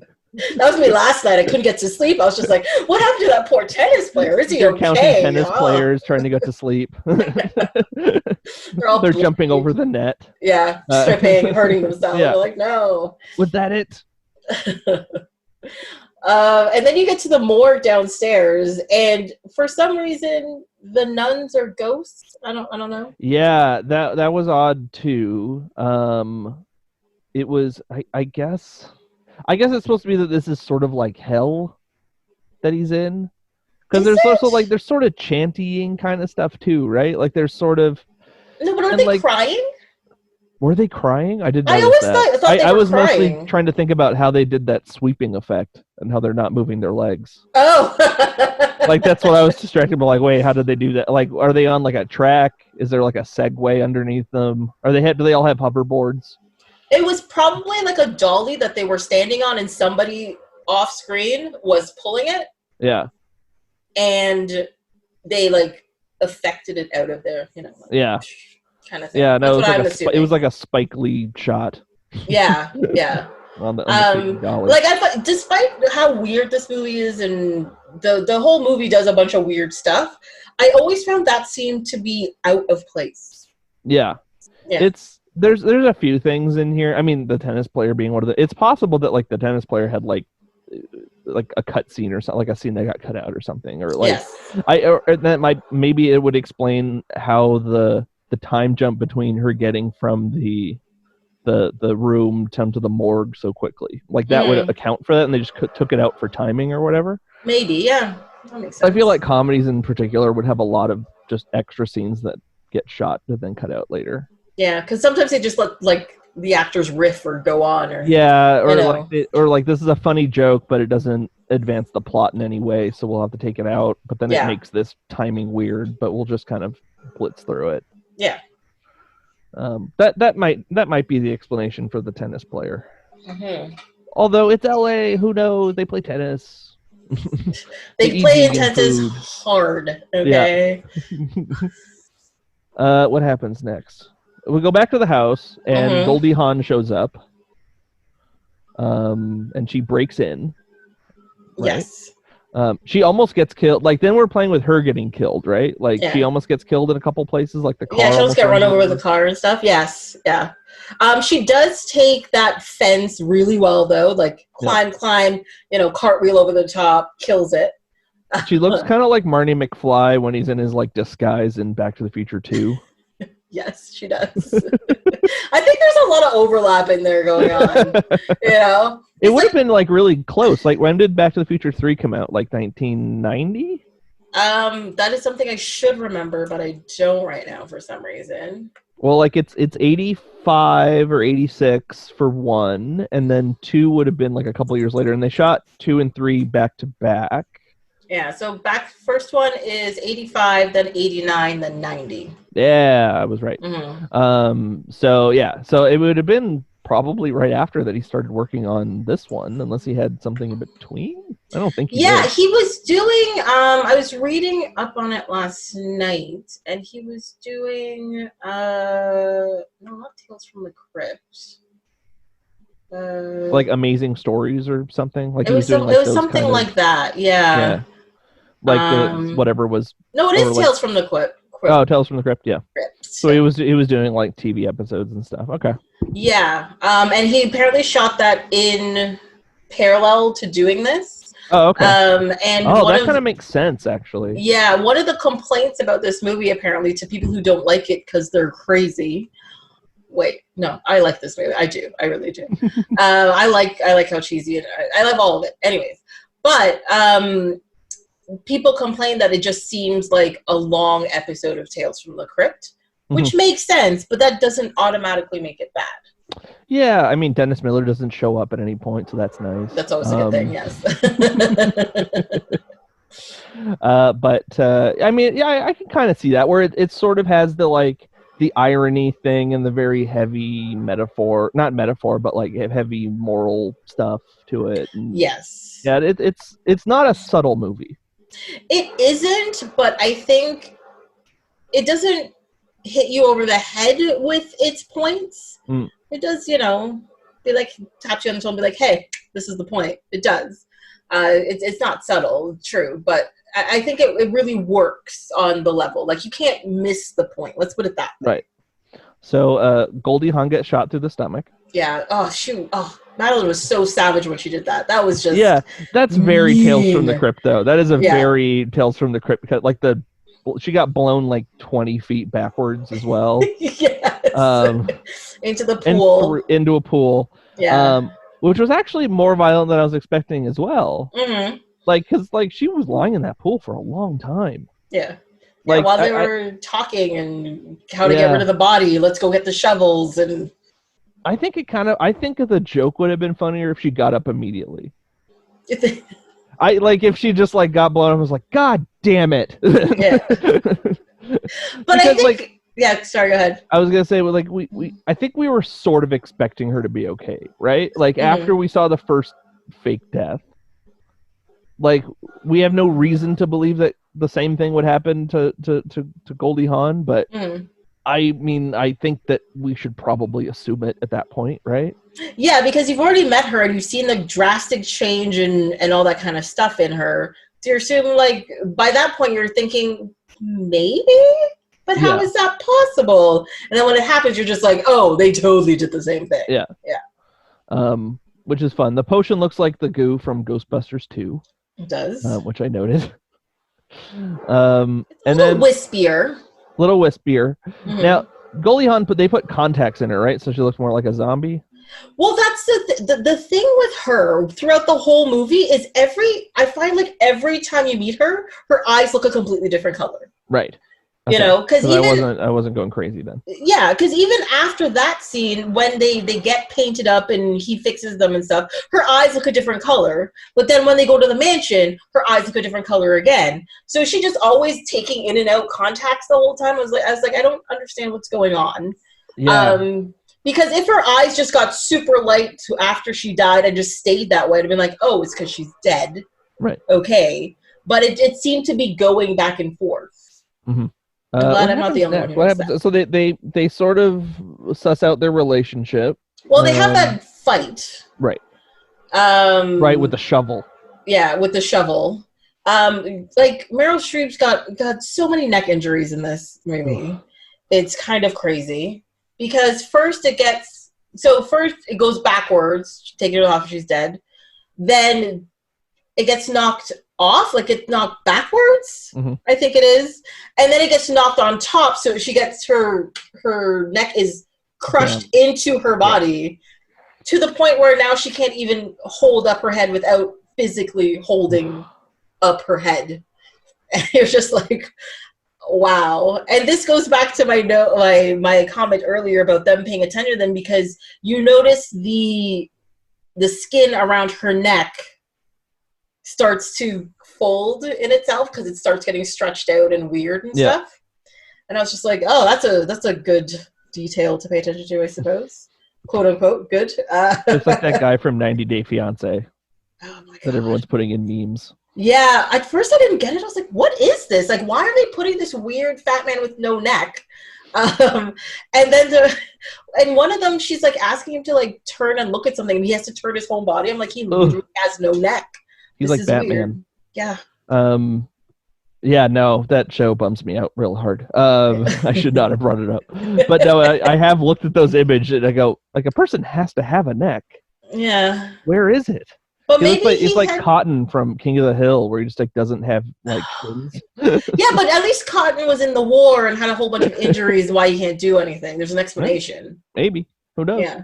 But I also haven't looked into it, so I don't know if there is an explanation as to why he can't turn his head. I don't know. That that should not be on the air. There's a lot of shows that shouldn't be on the air that just I'm just like, I don't understand why people watch this, who came up with this idea in the first place, and why it hasn't been taken off the air, even if it was a mistake to put on the air. Like, it's just it's truly depressing to me in like a philosophical way. Like, it is. Yes. This is human misery that I'm watching on television. Yes. Anyway, back to Meryl Streep having her head like knocked in.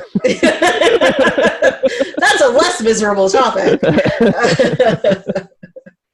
But yeah, like, they sit down and hash out, like, you know, you thought I was cheap and you hurt me on purpose. So apparently that allows them to come to an understanding and become friends, which I never really understood, because that would just make me walk out. Yeah. But like, well, at least I have an answer to my quest, my belief, and I just wash my hands of it, quote unquote, and be out of there. But I guess, you know, with a hole in your stomach, you have very few options of places to go to.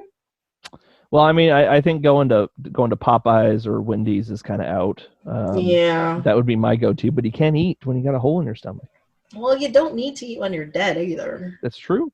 Yeah. Do they not eat at all ever again?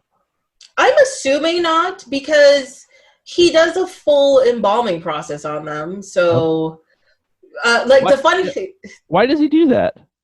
Well, funny thing is, I actually thought about this yesterday, and it makes complete sense why he does it. Because if you're dead, your heart isn't pumping, and your blood isn't moving through your body, all that will happen is all of the liquids and fluids in your body will either somehow come out of you, eat through you, or settle in your feet. Right. So then she'd have like severe elephantitis in her feet, can't walk, and it's all sloshy. Her, like, at least Meryl Streep will still have a stomach, so her stomach, the acids and stuff will eat through her probably, and have orifices, and they have holes in them, and stuff will come out of the holes and whatever, because, you know, your sphincters aren't sphinctering. Wait, but they still have muscle control. That's true. They can walk around. So never mind. I don't know. But that was like, I actually sat there and thought about this. I refused to Google it, but I sat there and thought about it. And I was like, him doing that and them being, that makes perfect sense that he would do that to them. Yeah, I get. I mean, that explains why they're all gray, like moments later, right? Yes. Yeah. Because they're then just completely covered in like latex, acrylic, and spray paint at that point, and peeling. And peeling, yes. Because peeling paint is a thing we all know about, and I guess using spray paint on them, like they're moving around compared to it being on a solid surface that doesn't move. Right. So that would make a difference. So Bruce Willis packs up his dartboard and gets ready to leave. Yeah. But then they realize they can't have him do that because they need the makeup. They need the maintenance in general, for their makeup. So they drug him and take him to Isabella Rossellini. Well, try to drug him. Right. Which I think is a classic scene where he's all angry and he's like sloshing around the drink. And then finally it's the last sip and he's about to drink and they're like, yes! And he pours it, he's like, I drink too much. Oh, it's so perfectly timed, I find. It's great. Well, his what after he gets hit with the vase is actually like pretty solid. Yes. What? And hits him again, but at least he doesn't get to fall downstairs, which is that's true. That's another one where there's like he almost falls down the stairs again. Yeah. Luckily they save him and pull him forward. It's great, but then he wakes up at Isabella Rossellini's house, under the stained glass of the creation of David. Yeah. Which I thought like that she's only 79. Like why couldn't they make her like 180 or whatever? Yeah, I think that would have been a lot more impressive, I want to say. I mean, looking that good at 79, yes, I understand it. Fine. I mean, looking that good at like 30 is pretty impressive to me. That's true, actually. Looks better than I do. Yeah, definitely better than me. So yes, definitely, 30 as well. 79, it's great and everything, but at the same time, I'm like, you should be over 100. Yeah. Yeah, no, she should be like some sort of ancient mystic that is like... has been around for millennia and like caused like various calamities through history and met or Nixon something. And gone and played ping pong in China and then... all of the really pertinent, important stuff. Drink a bunch of Dr. Pepper. So this actually makes me think of something. So if she's 79 and it was 1992, 1922 minus 9 is what? 1911? 1913. No, 1913. Oh, God. Wow. Oh, okay. I haven't left this room in a long time. That is a proper excuse. I will accept it. Mush. Yes. So she's been, she's close to coming through the turn of the century. And this goes to when you see all the celebrities in the room or whatever.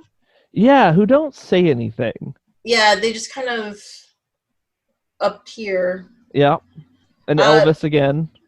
You can't not have Elvis. That's the real key, right? You've met the real famous people that are undead when Elvis is there. Yeah. Because wasn't this during the time when everybody's like, they swore they've seen Elvis somewhere? Yeah, I think that was that was like a what's the supermarket tabloid, like the Weekly World News? The Enquirer. Oh yeah, okay. Like the Weekly World News is the one that has like Bat Boy and stuff, like the really crazy ones, like the ones that aren't even trying to be true. The ones that are like on the X-Files, that's like the actual newspaper. Yes, which is pretty funny to me. It's where the Men in Black get their information, right? Right. I think that's what it is. This is the closest one to getting it right. Yeah. But yeah, no, it was like Bigfoot seeing Elvis. But I don't think anyone like really thought that like Marilyn Monroe wasn't dead or Andy Warhol wasn't dead. I mean, James Dean was decapitated, wasn't he? Oh, probably something gruesome. Yeah. So that was kind of shocking to me as well. Yeah, it was. They seemed to just And it's just like people that died young, I think, or young-ish, I think is just like the thing on there. But really, that doesn't really quite track because some of those people died violent deaths. Yeah, but I also think they picked people that are easily visually. Yeah. You can easily pick them out, you know? Like, they're not gonna pick, I don't know, Churchill. You're like, oh, it's a fat guy. Like, you're just not, you know, most people are gonna be like, am I supposed to know who that is? Unfortunately, you know? It's one of the Three Stooges. Which one? The guy who replaced Curly. That guy. Shemp. Remember Shemp? No. You're like, no, that's not right. Yeah, because most of the people in the room just seem like random rich people. Yeah, it would have been funny if it was like, wait, which one are you? I'm like, I invented penicillin. I don't know who you are. Okay. I'm important. Yeah. I have done many important things. It's like Alfred Nobel is there and no one cares because Marilyn Monroe is next to him. Yeah. It's like, what?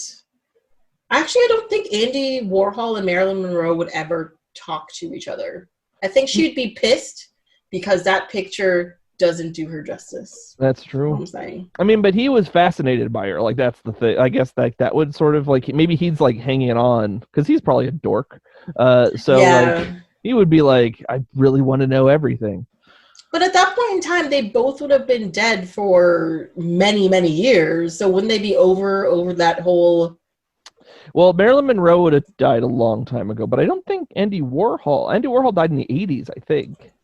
Oh, is it? I think so, because he died during surgery on his pancreas, I want to say. I have no idea. Or gallbladder surgery or something. Like, he was having surgery and died on the table. But he was moderately aged, I believe. He died in 1987. Yeah. So he'd only been dead for 5 years at this point. Yeah. That is true. But Marilyn Monroe would have been dead for like 20, 30? Yeah, something like that. I think she died in the 70s. Honestly, I'm not quite the Marilyn Monroe. I think I've seen one Marilyn Monroe movie ever. So my favorite Marilyn Monroe movie, Some Like It Hot. It's also the only one I've seen. Yes, exactly. Nobody's perfect. She died in 1962, so she'd have been dead for 30 years. Mm-hmm. Oh, okay. Yeah, no. Well, she died quite early. Yeah. Yes. So yeah, no. That one makes sense, and that one goes along with James Dean, and that one goes along with Elvis died in the 70s. But I mean, sort of like these are all sort of baby boomer people, right? And Jim Morrison. Yeah. Yeah, he would have died not too long, as well. Right? And Hendrix should have been in that room. Why didn't they have Hendrix there? Maybe they couldn't get the rights for Hendrix. They couldn't just get a guy with a bandana. Exactly. It's a fro and a bandana. That's all we need, guys. It's not that hard. You don't even need to say who it is. They don't have any words. People are just going to assume it's Hendrix no matter what. Yeah. Even if you don't even see his face. You see the bandana, that's psychedelic coming at the back and it's a fro? Just do it. It's fine. Mm-hmm.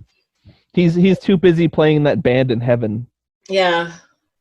Anyway, so what I was thinking was, so Isabella Rossellini was born in 1913, and the earliest person that we could easily identify who died was Marilyn Monroe in 1962. Wait, really? Wait, when did James Dean? Didn't you just say 62? Yeah, I was like, you either said 62 or 63. James Dean died. No, James Dean died in 1955. Oh, okay. Wow. Okay. So he was the earliest. Sorry. Right. So that is only 42 years.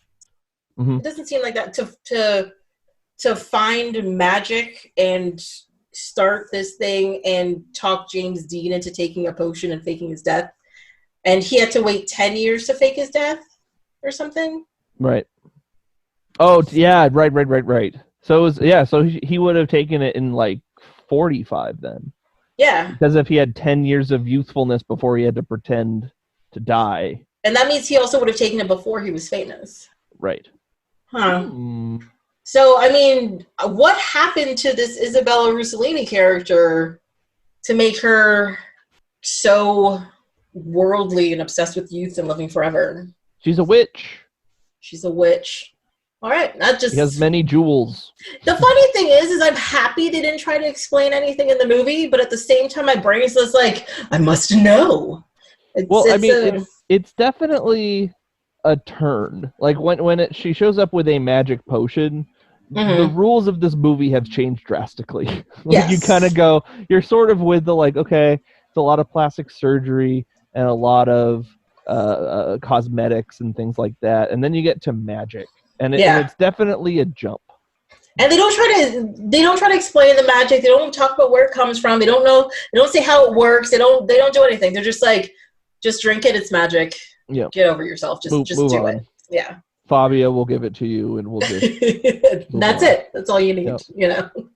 Now, when did Fabio die? Fabio's still alive. Oh, he got hit with that goose on the roller coaster. It was a seagull, and he's still alive. It was a seagull. Yeah. That's the correction you had to give me first. God. I still remember the first time I saw it. Like, the first time I believe it wasn't a goose.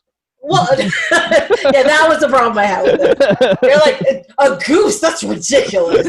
Oh, my God. It's got to be a seagull or a pigeon.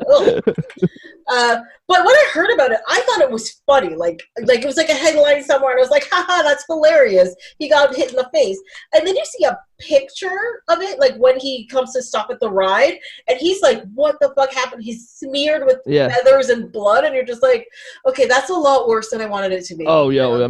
I mean, it is funny, but at the same time, it is a horrific accident. Like it would hurt so much to get hit with something at any, he broke his nose and stuff. Yeah.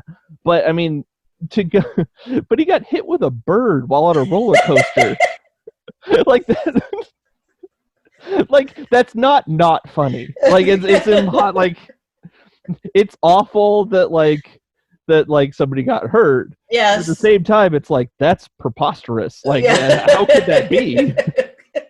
Like that makes no sense. It's like when you watch like a baseball game and like a bird gets hit with the ball. Yeah. Like it's awful because like the bird dies, but it's also like that's great. Like what are the odds of that happening? It's crazy. Exactly. So you felt like this two sides. You're like, I really want to laugh, but oh my God. Yeah, no. It's sort of like this movie where you're just like, oh God, but all right. I'm laughing. Like I laugh throughout this movie because I just think I just find this movie entertaining, but at the same time, it's true that you think about the implications of what they're doing, and especially when she talks about living forever, and he's just like, why would I want to live forever? That's just crazy. Yeah. And he talks about like everybody dying around you, and the best part is like, what if I get bored? And it's true. If you're living for hundreds of years, things are changing. There's new stuff, but then you're just like, but I still wake up and go to sleep and, go to the grocery store. Like you still got to do the day to day. Like, I mean, at this point of the movie, he's seen what immortality looks like in these two women, and it can't look good to him. Right? No, it can't. Yeah. Like I don't know. At that point. Yeah. Where he's like, no, I've seen. Like she's like, you still die. You just keep going. Yeah, and there's what's the fun in that? And rotting and stuff. Like it looks really the lives that these women lead from this point to eternity is going to be absolutely awful. Yeah, and the fact that the people he'll most likely be stuck with are those two doesn't help either, right? Yeah. Like if they were wonderful people who just had an accident and he's like, oh, but I want to live with you, fine. But you're just like, you people are the worst. I hate all of you. Why would I want to live forever and be stuck with you people? Yeah, kind of everyone in this movie is really awful. I don't think there's like a single character. Is there a single character in this movie that's like a good person? Oh, no. Yeah. Maybe the doctor, but it's an odd place to be in. Yeah, the doctor, Sidney Pollack, the doctor from Eyes Wide Shut, is the nicest person in this movie. Yeah. You meet him for 5 minutes and he's possibly dead by the end of the movie. No, he's okay because in '99 he has to wake up that prostitute in Eyes Wide Shut. Jesus. He's still the best person in this movie. Yes. I agree. We don't know enough about the tennis player to make a judgment on him. So no, it's true. Yeah. he broke everything by trying to save a bunch of puppies from a burning building. He did. Yep. He did. Maybe that's what it was. He bent the racket to make like a little thing for them to jump on to get off, but then he fell and he hurt himself. Okay. Yep. And it made a big squash sound, like it was. Oh.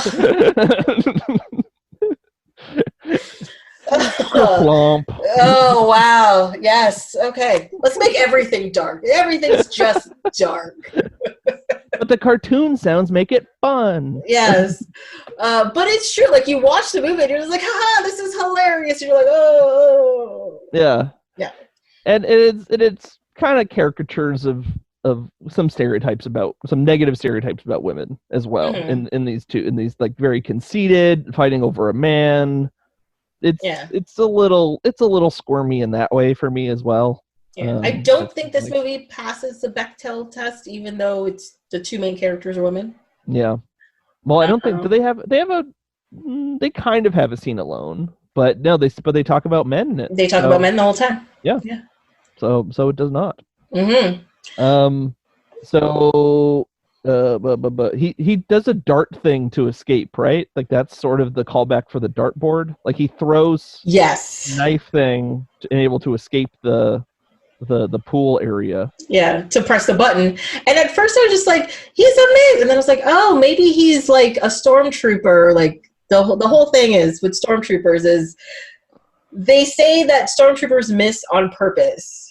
And that is the reason why the first movie works. Because they were like, oh, that was way too easy, you know? And even like Return of the Jedi, when they take that base or whatever, that was way too easy, is because the stormtroopers were missing on purpose so they would get captured, right? So I think that's the thing. It was supposed to throw us off. Oh, he's missing the dartboard. No, like you said, he loves the dartboard, so he's not hitting the dartboard. He's doing it on purpose. So at the end, when he hits that bullseye, you're just like, oh, I knew it! That's it. Yeah, no, and I give it credit for like it brought back something that seemed pretty inconsequential to be part of the plot later. Yes. And it was it fooled me because it seemed really innocuous, and then it came back. So he goes on to the top of the tower, which has an exit sign on it for some reason. North Tower exit on the outside of the tower. Because it's a tourist attraction, apparently. Yeah. But there also seems to be no other way except the one door on that tower to get out there. Yeah. So why would you need a sign to point people towards the one door that they just came out of? Yeah. So then he gets caught on the rain grate and swings out.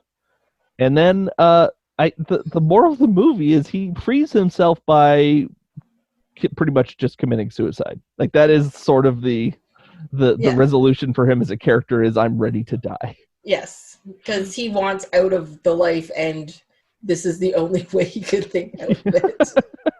Oh my god, it's a movie, man. And then he's quote unquote lucky because he falls into the pool. Right where the scene starts. Through a giant glass.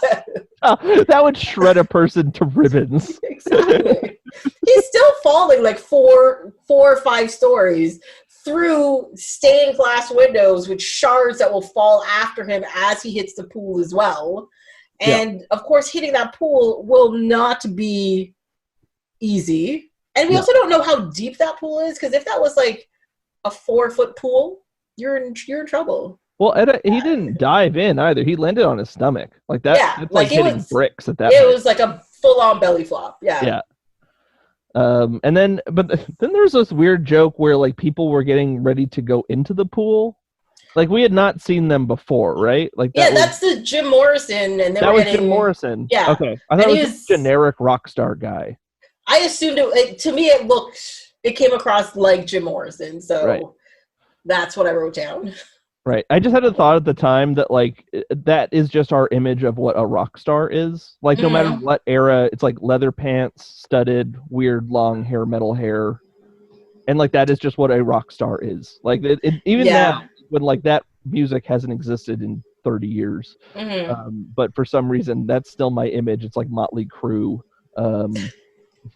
That's what a rock star is. Yeah. And that image of a rock star started in what, the 70s or whatever, with the Rolling Stones and the Doors and Aerosmith. Yeah, no, Aerosmith, I think, is the ultimate image of what that's supposed to be. Yeah. Which, when you look back at it now, especially like their old like music videos and stuff, you're just like, is that sexy? What is that? It seems those weird. Lips are weird, man. Yeah, there's lots of scarves and, you know, I mean, he was wearing yoga pants before everybody else was, for some reason. I don't know. The scarves get me. That's just the weirdest, like, the touch to me. Yeah, it's followed him for his entire career. Yeah, he just ties scarves and, like, moves around. And not just on him, but on, like, microphones and drums, and they're just around him, just following, you know, like groupies. They're like, oh, where's the scarf? What's maybe does he give them out? Anyway. That's a whole different story. We're gonna have a whole podcast about just deconstructing Steven Tyler's scarf addiction. Wonder where those scarves are now. It's his $200 a day addiction. He needs to buy more silk scarves. Yeah, it wasn't the coke addiction or whatever drug or drinking or anything. It was the scarves. It almost broke their career. Jeez. I don't understand. I think it was just supposed to be another funny thing. Yeah. You know? It was kind of fun. He was like, that was cool. Okay. That's kind of I laughed at that line. Yeah. I mean, if I was going into a pool and somebody came through a skylight, you know, all actiony and stuff, and lived is the key aspect of that statement, I would think it's pretty cool. Yeah, fair enough. It's very. Is there anything else before we jump forward again? I think that's it, right? Yeah, he takes off, and you meet them at the house. You meet the two girls at the house, Madeline and Helen, at the house, and they don't find him, and they're like, "I told you should have gone." Then that's when they decide, you know, we're gonna spray each other's butts or whatever. That's what they say. Mm-hmm. And then you jump forward 37 years, which is 2029. That's right. Yeah, we've got. I did the math on that one correctly. You did it! It's on my notepad. 2029. So that's the year we're gonna have to rewatch Death Becomes Her and be like, oh, he's finally there. They were exactly correct. That is what churches look like.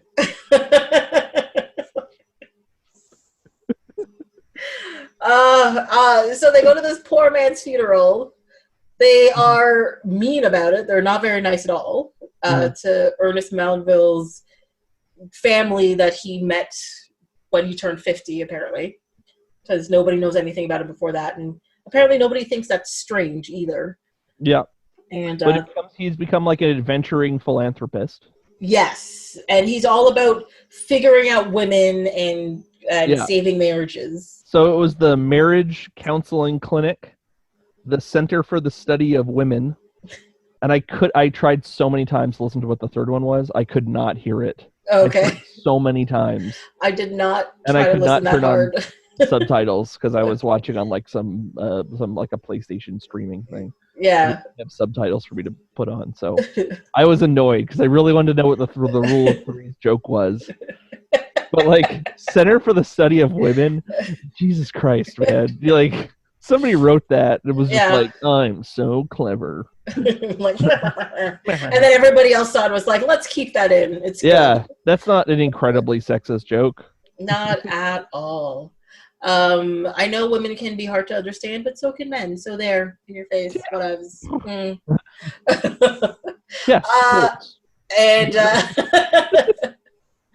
And so this is when you find out that they have been spray painting each other for 37 years. They're doing a horrible job at it. That's actually a pretty funny reveal. But like, because it ends with them going, like, we're gonna figure it out and do it ourselves, and we'll do it for each other, and we'll be together. They're just when it reveals what they look like, they're just monstrous looking. But okay, so the worst part is my whole time I'm like, why didn't they clean off the layers before they put on another layer? Yeah. Was my first comment. That makes sense. Mm-hmm. Now the very end is another stairs thing. Yes. And they shatter. Yes. So they fall down the stairs, and at the very end they shatter, and like all their body parts go everywhere. They're dust inside. Yeah, okay, but they're also like sort of like they're like mannequins because they've been using mannequin paint. Mm-hmm. But like I guess that sort of works, but it's also like it's a little like that doesn't quite make sense unless like you're so dried out and brittle. I guess the paint would do it, but I guess they've gone through a lot of hardship in the last 37 years of just. Yeah, I mean, based on watching the movie, all of their first getting spray painted and him waking up in the mansion and stuff is like a day.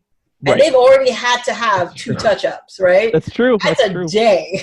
Yeah. So imagine 37 years, unless, you're in quarantine and sitting on your couch, you're moving around quite a bit in 37 years, right? Yep. And they obviously can't stay in the same place all of the time either, because people will be like, what's up with those 2? Yeah, maybe there's like a whole Grey Gardens thing with them, that like they're in like this house eating cat food and like going all crazy. Bringing Grey Gardens depresses the shit out of me. Yeah, no, it should. Yeah. I saw it for the first time last summer. They were doing movies in the park. That is not a movie for the park. Well, they showed it in the park. And my friend was all excited about it. She's like, oh, come see Grey Gardens, blah, blah, blah, blah. And I'm like, I don't know anything about this. And half the crowd, apparently they had like a contest, and they picked 3 people in the crowd who were dressed like them. And some woman came out in like a fur coat, and some woman came out in like some rag thing. And I was like, I don't know what's going on. I've never seen this movie. And apparently there's like a whole thing about it. Like they've got like a fandom that's really into them. Yeah, there's sort of a camp thing to it. Yeah. So then I was expecting, it's pseudo documentary style, but it's gonna be fun. And then I watched it and I was like, at the end of it, I was like, this is so depressing. Yeah, they live horrible lives. Yeah. I was like, why is this a cult camp kind of thing that people are having fun with? This isn't fun. These people should be mourned and realize situations like this should never happen to people. Like it's Yeah, no, I mean that's where I'm at. I'm a few months away from quarantine of I'm little Paul. I'm Big Paul, and he's little Paul, and then God. Oh, let's get off of that depressing subject. Yeah. So yeah, overall, like, did you actually like Death Becomes Her? I did not love it. I'm sorry. I was actually kind of looking forward to it because I enjoy a dark comedy. Like I'm a big Coen Brothers person and stuff like that. But it was so I think it was that like I wasn't on board with the character motivations. Like I understood them in that it was about beauty and all that kind of stuff, but it's not something I relate to in the way that like I can kind of understand it as being relatable. You know what I mean? So like it was sort of just me watching people I didn't like for a couple hours. Yeah, but I think that's one of the reasons why I like it, because there are horrible things happen to these horrible people that you don't like anyways. Yeah. And despite the very dark undertones to the movie, I still enjoy it. But yeah. That could also be a full-on like nostalgia thing. Like yeah, I mean, I could totally understand that. Like the reason I didn't like it because it's I also am watching it in 2020, where there's a lot of different like social norms and attitudes towards certain people have changed in the last 28 years. So I'm coming at it with very modern eyes as opposed to having seen it multiple times before. Yeah, and I guess maybe too like the way the story is told and how some of the, like you were saying, some of the effects, you're just like, what is this effect supposed to be exactly? You know, like certain things like that have gotten better and you pick up on it more now and all that kind of stuff. So if you don't have that like nostalgia, that love for it from before, it's kind of hard to get into it now. But that being said, I didn't hate it. I wasn't like, this is garbage. I was just kind of like, this isn't really hitting me the way it's supposed to, I don't think. Yeah. It's supposed to be like a fun romp, but then you realize that's not a fun romp. That's horrible and sad. This is spousal abuse. Yeah. Right. On both sides. Yeah, it's right? Like everybody is awful. Yeah. So then we come to the much more fun movie, Death Proof. Yeah. The slasher movie. God. Originally presented in tandem with Planet Terror, with the Grindhouse series that they did with Robert Rodriguez. The reason why I only have Death Proof is because I hate Planet Terror with a passion. People love Planet Terror. I kind of get it, but not really. It's definitely the worst of the two. Okay. Now I gotta have a little bit of. I saw this movie twice in the theater. I saw Grindhouse in its entirety twice. Okay. I saw Death Proof twice in theaters. Once as the Grindhouse double feature, once by itself. Oh, cool. So you watched so when you saw it alone, was that like the 2-hour cut? Yeah, that was the full cut that has all of the extra stuff in it. Right. And in two very different places in my life, I saw that, which is really weird. Because I saw the Grindhouse double feature in Canada at a Cineplex somewhere. I don't remember where I physically saw it. With a bunch of friends and stuff. And then I saw Death Proof in Japan. Oh, cool. With new friends in a new environment. And because of the stuff they added, actually, no, it wasn't even because of the stuff they added in it. I, for some reason, didn't remember certain parts of the movie when I saw it the second time. And one of the friends I was with me, she's like, she can't handle gore. She doesn't like things that are gross. And I was like, oh, no. I mean, there's 2 chase sequences. You're fine. And we watched it. I was like, oh, yeah, her face gets ripped off by tires. Gotcha. Yeah. It's one of those things. So it was interesting. I was trying to watch both cuts for this. Mm-hmm. And I own the Grindhouse Blu-ray. Okay. So that's the theatrical cut. Mm-hmm. And I assumed that the one on Amazon Prime was the full 1 hour and 53-minute cut. It is not. Yeah. It is the Grindhouse cut as well. Oh, is it? Yeah. This is the 1 minute and 53-second cut. Yes. And so I watched it. So then I rented it on iTunes because it said that it was 1 hour and 53 minutes. It was not. It was 1 hour and 40 minutes, and it was in French. Okay. So I had to look. I as I was watching last night, because I've seen this movie a bunch of times. I have seen the full cut one time. Yeah. Because I used to have the DVD before I sold all my DVDs. Mm-hmm. And so I have seen it that time, and then I had to read along with the moviecensorship.com website, which explains all the differences in like minute details. Mm-hmm. There's only like this shot is 4 frames longer, and I'm like, you did not need to put that in. Synopsis.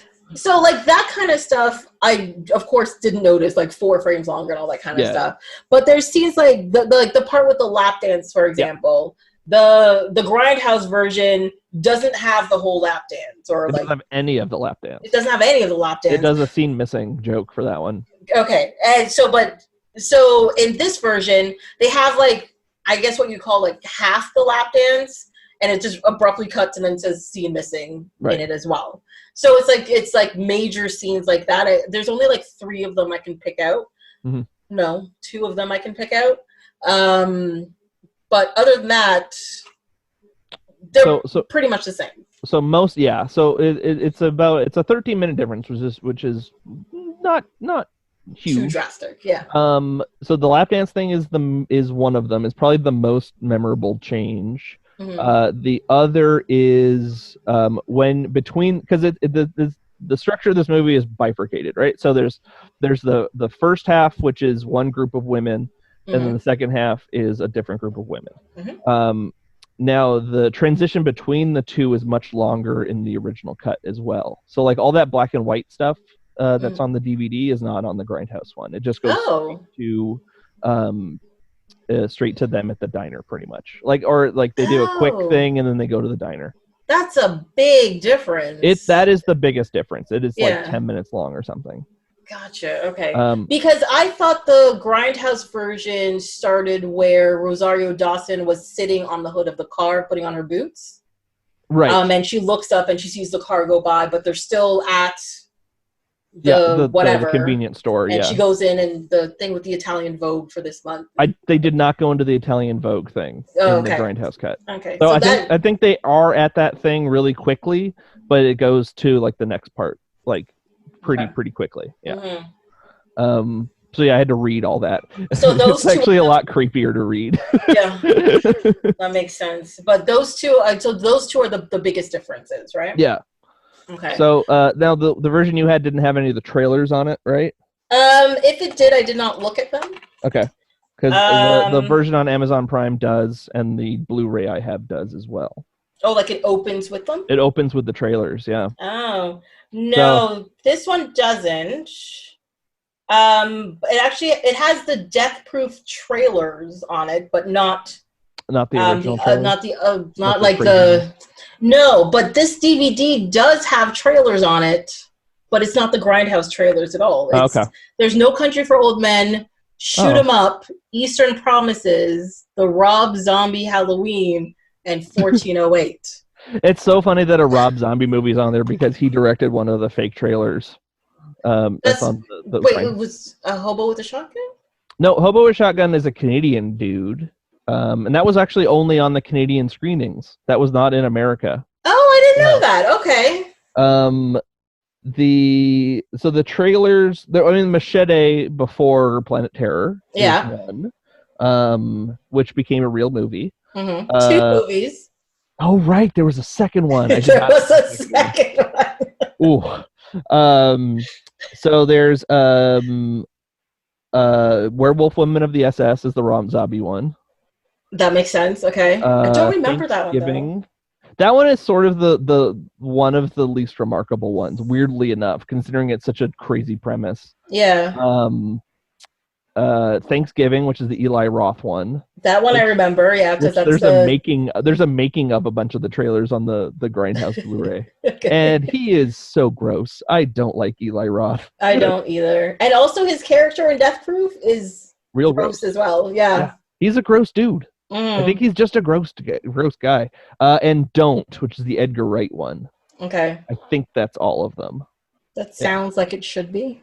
Yeah, Don't is a really fun one because it makes absolutely no sense, like less sense than the rest of them because every shot is a new character. So like the bit is that it's like it's cut really quickly and like as like a horror movie would be, but like every shot is a different like plot essentially. So it has like the most actors of all of these movies because every shot is a new, like you couldn't possibly figure out what the plot is of this movie based on that images of different people that kind of look alike. Oh my god. Okay. Well, I must admit, like those trailers, except for Machete, and I think Hobo with a Shotgun was the Grindhouse trailer on the Machete movie, wasn't it?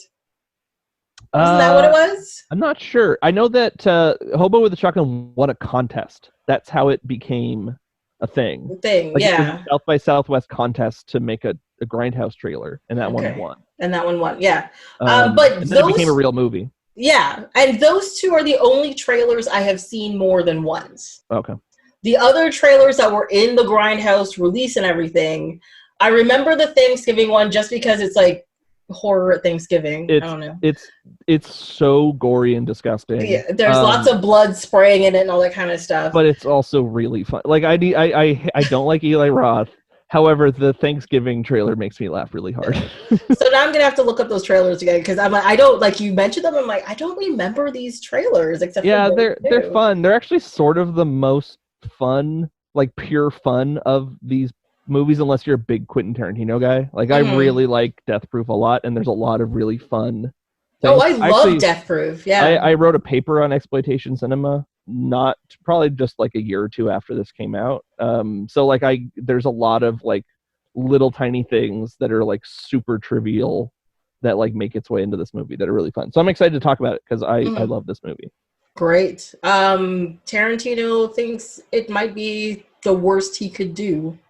So it's a huge flop, weirdly enough. And it's regarded as being a failure, but it's so much fun. Yeah, I personally, it's very high on my Tarantino movie list. Like, best to worst. I could totally see that. People get mad at me because I put Jackie Brown as the movie I hate the most, which I do.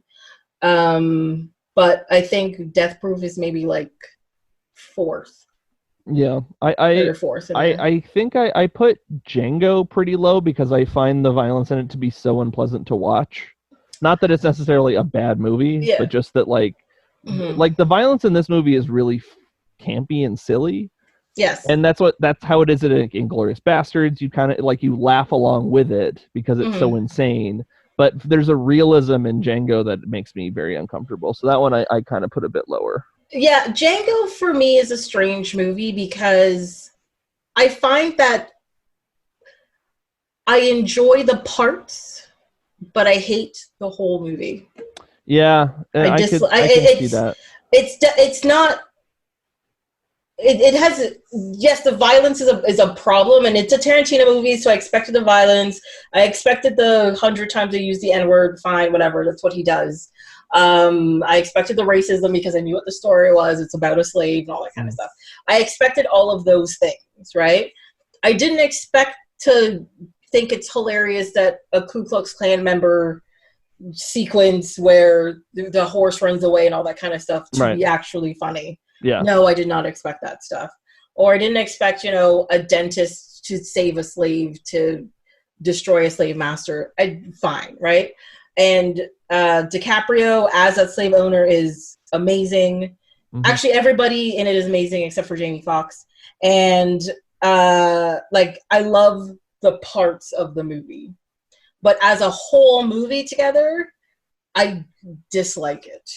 So it's very low on my list. It's an unpleasant watch for me, and it's not necessarily. I think it's a bad movie because I think it's a good Western. Yes. It doesn't have the same catharsis as a lot of the like post Kill Bill Quentin Tarantino stuff does. I actually think that Death Proof is sort of a turning point in his career in terms of the structure of the movies he's making. Because lot of them, except for, and Django tries to do it, but I don't think succeeds, is that there's like a big ending that you really enjoy and root for. And that's how it goes. Like all the other ones kind of have like endings that end and they're good, but I think from Death Proof on, you're really cheering at the end of the movie in a lot of them. But I also didn't find I cheered at the end of Django. No, it was good that he was, not a slave anymore and all that kind of stuff, and slave owners and the house guy, I'm not going to say it, just deserve their comeuppance and everything. But I just, as a black person, I'm kind of sick of slavery. Sorry, I'm going to say it. And I hate the fact that it's not just white filmmakers, but it's black filmmakers.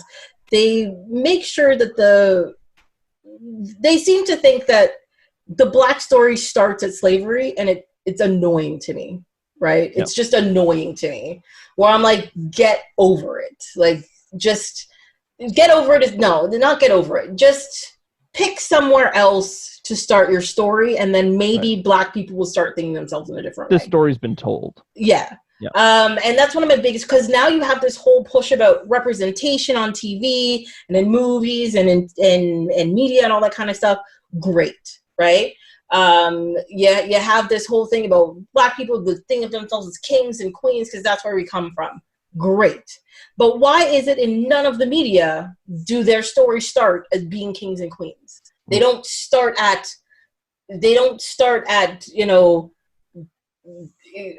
fighting, their lands or being better than what they have been made to be perceived as in our society. They always start at slavery. Yeah. And it frustrates me, Go further back or go into a place where, I'm not denying the fact that there's racial issues in our society. I'm not denying the fact that awful, awful things have happened to people of color throughout many, many centuries. I am not denying that fact at all. But if you want to be accepted and if you want people to change your view, you're going to have to present that different view or that different perspective, because you're just presenting the same thing over and over again. Yeah. Well, I think that's probably why a lot of people really enjoyed Black Panther so much. Yes. It is very much about like having it as a history without that aspect of it. Exactly, right? They did throw a tidbit of it in the end, but that's not where the story started, and which it just generally makes it enjoyable. It makes it a celebration of of a culture, right? Mm-hmm. And that's what's good about it. And it went against the perceived, like, oh, we've all seen the pictures of Africa, you know, kids with flies on their faces and dusty fields and, you know, people sitting in dung huts, and you're like, that's not what Africa is. And then they show a place where, like, we told you that's not what this is, so get your shit together. Good. Anyway, so yes. Death Proof, I actually think uses probably the N-word less than most Quentin Tarantino movies. Agreed. And when it does, it is spoken exclusively by a black woman, I believe. Yes, it is. So that's and in a colloquial way rather than a pointed ER way. Yes. But so yeah, I guess we can get started. I mean, it has like it's a car chase movie. That's what this is. It is. And a slasher movie. So he's sort of merging those two things together because he doesn't want to follow the rules of a slasher movie. Yeah. And it's his first and I think only movie where he's credited as the cinematographer. I actually have no idea. I didn't even notice that. Yeah, he is the director of photography in this movie, which I think is really funny because as that credit comes up, it's just like pictures of feet and like butts and like, so he's like, he's leaning into his own kind of, like, people have been making jokes about him loving feet for a long time. So I gotta make one comment about that. So hold on, I gotta find my phone. 1 second. I have so many feet comments about this movie. Well, it is half the movie. Half this movie. That's the thing that's funny about it. So a friend of mine was watching. They were watching something about Once Upon a Time in Hollywood, and they were talking about he never noticed there were so many feet in that movie, and I was like, have you never watched a Tarantino movie before? Are you crazy? And I go on saying that, I'm like, next time, first thing I said was, you need to check that next time you watch Death Proof and Pulp Fiction and, of course, Kill Bill. And he's like, Kill Bill has it? I'm like, there's a whole thing about wiggling your big toe. It's a whole sequence just about her feet. Yep. And he likes Uma's feet. He really likes Uma's feet. Yeah, and I made notes, like, the movie starts with a girl's feet. Like, that's where it starts, you know? For Quentin Tarantino's Thunderbolt. Yeah. You're just like, what is happening? Yeah. So that's a bit, like, because so like it goes through the credits and it's a girl's feet on a dashboard. Yes.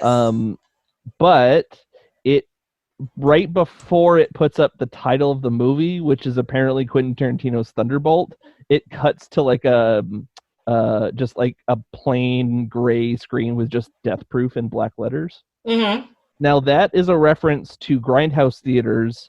They would just change the name of movies, either because they stole the reels out of somebody else's dumpster, or because the movie got bad reviews and they just wanted to have it as another name. So people will come see it thinking it's a different movie, and it's okay. Yes. Yeah. So Death Proof is the fake. The fake name of this movie? Yeah. Gotcha. Okay. I must admit, I didn't notice that. I just noticed the Death Proof come on screen, but I don't know if that's a difference between the Grindhouse version and the theatrical version. Oh, maybe. I'm not sure. I've only seen the other one once, so like we're gonna have to disagree on. We're gonna have to compare notes. Okay. As to which version we saw. But also, I think you have a keener eye for this because you would have picked out all of that stuff that I may have glossed over. Yeah, like a lot of my career as a film person has been trying to decode Quentin Tarantino movies. As in, like, I'm trying to get what his references are. Yeah, and there are so many all of the time. And they're so dense. And there's some that are mentioned. So, like, Vantage Point and Dirty Mary, Crazy Larry are mentioned multiple times. Yeah. By different characters who have nothing to do with each other, which I think is funny. So there's that kind of stuff, and all the different kung fu movies that are referenced in, so like Shaw Brothers movies that are referenced in Kill Bill and all that kind of stuff. So a lot of my film knowledge is just trying to, it's like the same with like The Simpsons, where I'm like, I want to know what The Simpsons are talking about. Yeah. So I'm going to watch the thing that this is referencing. so I can understand this joke properly. But also one thing, I don't know why I didn't pick up on this before, but this movie also makes a ton of references to the previous Tarantino movies. Yes, which is really fun, which I really enjoyed. I wrote down a few of those as well. Yeah. So what was the first one I hit? Oh, one of them is that I just want to eat the food that's in Quentin Tarantino movies. Okay. So, also, did you get an advertisement for the Acuna Brothers Mexican restaurant before the movie? No. Because I did. Okay. So there's an advertisement like that you would have in a theater where it's just like title cards with like pictures of Mexican food, and then it would say Acuna Brothers, open now. No, mine was I did get the rated R, like the panther. Oh yeah. Or like the baby panther, and then turned into the lightning bolt and like the, this is restricted thing. Yeah. I got that.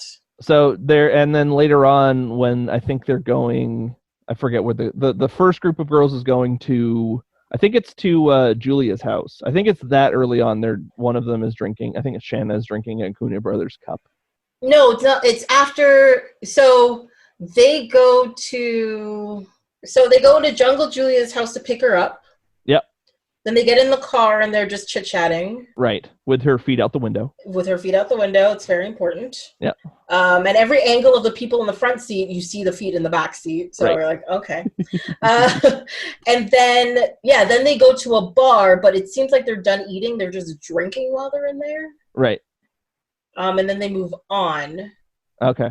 I don't remember seeing that cup. But yeah, there's a Acuna Brothers paper cup like that you would get at like a fast food restaurant. Like one of them's drinking out of that, which is a fake restaurant or maybe it's a real restaurant. I'm not sure. Oh, that's right. The butterfly.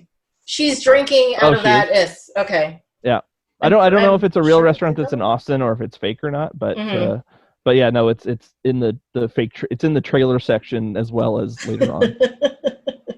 Love it. But okay. I'll say another thing about feet. People give them a lot of shit about that feet thing. Mm-hmm. First of all, I think it's one of the more innocuous fetishes that people have. Yeah. And it makes for really interesting shot compositions in a lot of these, where it's like feet in the foreground or in the side or stuff like that. It kind of fits really well with like his really super wide aspect ratio that he uses. He does, yes. I actually agree, because for a long time, like my friend, for a long time, I didn't really pick up on it. Yeah. Quickly, and then people started to mention it, and then I started to actually be like, oh yeah, feet. Whereas in a lot of especially North American movies, people always have their shoes on. Yeah. Right? Whereas in Tarantino movies, they, for some reason, their shoes are off at a regular basis. So, which is kind of like, it's very anti-American cinema for doing that. And and also I just think it's funny. I think it's funny that he's like, I like feet. There's gonna be a ton of feet in this. Yeah. And the reason why I started to him, man. Yeah, and the reason why I actually started counting in this one is because of the conversation I had with my friends 3 days before, and I'm like, I'm gonna tell you everywhere there's feet in this movie because I had to watch it. There you go. Yeah. Jump cuts galore. That's the next thing I noticed. Mm-hmm. There's jump cuts all over, especially in the first act or so. Yeah. That's like a grindhouse thing as well, where there's just like frames or will be too damaged to show, so they just cut them out and just cut to the next thing. Yeah. So there's weird soundtrack things. Yeah. I find with this version, it's not as abrupt. Right. Because even that sequence at the beginning, she runs upstairs, I gotta pee, whatever. Then there's a jump cut, they're in the car, but it's a pretty long sequence of them in the car. Right. Then there's a jump cut, they're in the bar, and it's a pretty long sequence of them being in the bar. Then there's another jump cut, So it's because I remember seeing the Grindhouse version, it's like a minute here and like a face appears and, and then it goes somewhere else and whatever. It was a lot more jarring in there's some version. Repetition as well in the Grindhouse cut. I don't know if it's in the extended one either, where it's like somebody sits down twice and says the same thing 3 times. No, not in this version if I remember correctly. Yeah, so I don't have a ton of notes on this because I just really dig it, and I was just watching the whole thing. So it's there's not much plot to get through. It's a lot of, so like Stuntman Mike is sort of our main character. He's like the Jason or the Michael Myers of the movie, right? So it's sort of doing that kind of thing, and he uses a car to kill people. And so it's all kind of this weird mechano fetish stuff, which is also like kind of weird and neat, like in terms of its meshing of flesh and gears and stuff like that. It's like it just reminded me of the movie Crash, honestly. Yeah, no, it's a lot like that. Yeah, not the Oscar-winning movie that shouldn't have won that Oscar, but another movie that came quite a few years before that. Yes. Yeah. The movie that is infamous. Yes. And it's they showed it at the Lightbox like a few months ago, and I really wanted to go because I really wanted to watch people walk out. Yeah. Because I would assume that like half that audience thought it was going to be about racism. Yeah. And they're like, oh no, this is not the movie I thought it was supposed to be. It is about sex car crash victims. Yeah. But yeah, so it's a lot of it's a very Tarantino movie, and then it's a lot of talking around tables. Yeah, I must admit. So because of Death Becomes Her, I decided to actually check for the Bechdel test, and this movie passes with flying colors, which is great. And I was surprised. He was very good at writing girl conversations. Yeah. He was. And I don't know how, like, I'm pretty sure he's a very detailed writer when it comes to his scripts, and people don't deviate too much. And I just thought it was great. I just really, really liked it. And I was like, oh my God, I talk like that with my friends. Oh my God, that's really funny. Oh my God, they're not talking about a man for 10 minutes. This is amazing. But that really happens in the second half, not the first half of the movie. Yeah, and there is a lot of boy talk, but it's boy talk in a, like, this motherfucker. Like, it's not, but that's not a character we know. Like, it's just generic boy talk. Because, like, we never see half the boys they're talking about, and they don't really matter at all. It's just about their relationship with each other and how they talk about their relationships outside and how life's going. Kind of thing. I mean, it's sort of like boys talking about girls, just like getting girls and going for rides and going up to the lake house. Yeah. Well, I mean, I tell you the truth, like the guy conversation in this, the one at the bar with Eli Roth and that other guy, was just so. I am used to his vulgar content, but even I was just like, whoa, wow, that is, a lot. Oh, fucking no! Don't invite them to the lake house. You know, I just had a very guttural reaction to their convo, and then they started making fun of Stuntman Mike, and even I was just like, I know he's the bad guy, but even at that point, I'd have been like, why didn't you kill the jackasses instead? Like. I switched up my game that night. I love the characterization for Stuntman Mike because he has a point. There's a very, very specific point where he's the bad guy, but everything before that, he's just a sad dude at the bar. Yeah, who's slightly charismatic. Yeah. And yeah, he's handsome, but like kind of just like a joke in a way. Which I think is a really neat way to do it. I mean, he's kind of an incel, but I don't think it's involuntary. You know what I mean? So like incel is involuntary celibate. I don't think that he's involuntarily so because this thing he does with cars is his sex. Yeah. So like there's like his big drink of the night is a virgin pina colada. Yeah. I mean, pina coladas are great and everything, but seriously, you can do better than I think this is me reading this, so I don't know, but I think in the extended one, Quentin Tarantino playing the bartender puts down the drink and says virgin. No, he doesn't put down the drink. So Rose McGowan's character orders. What does she order? I think it's a specific kind of margarita.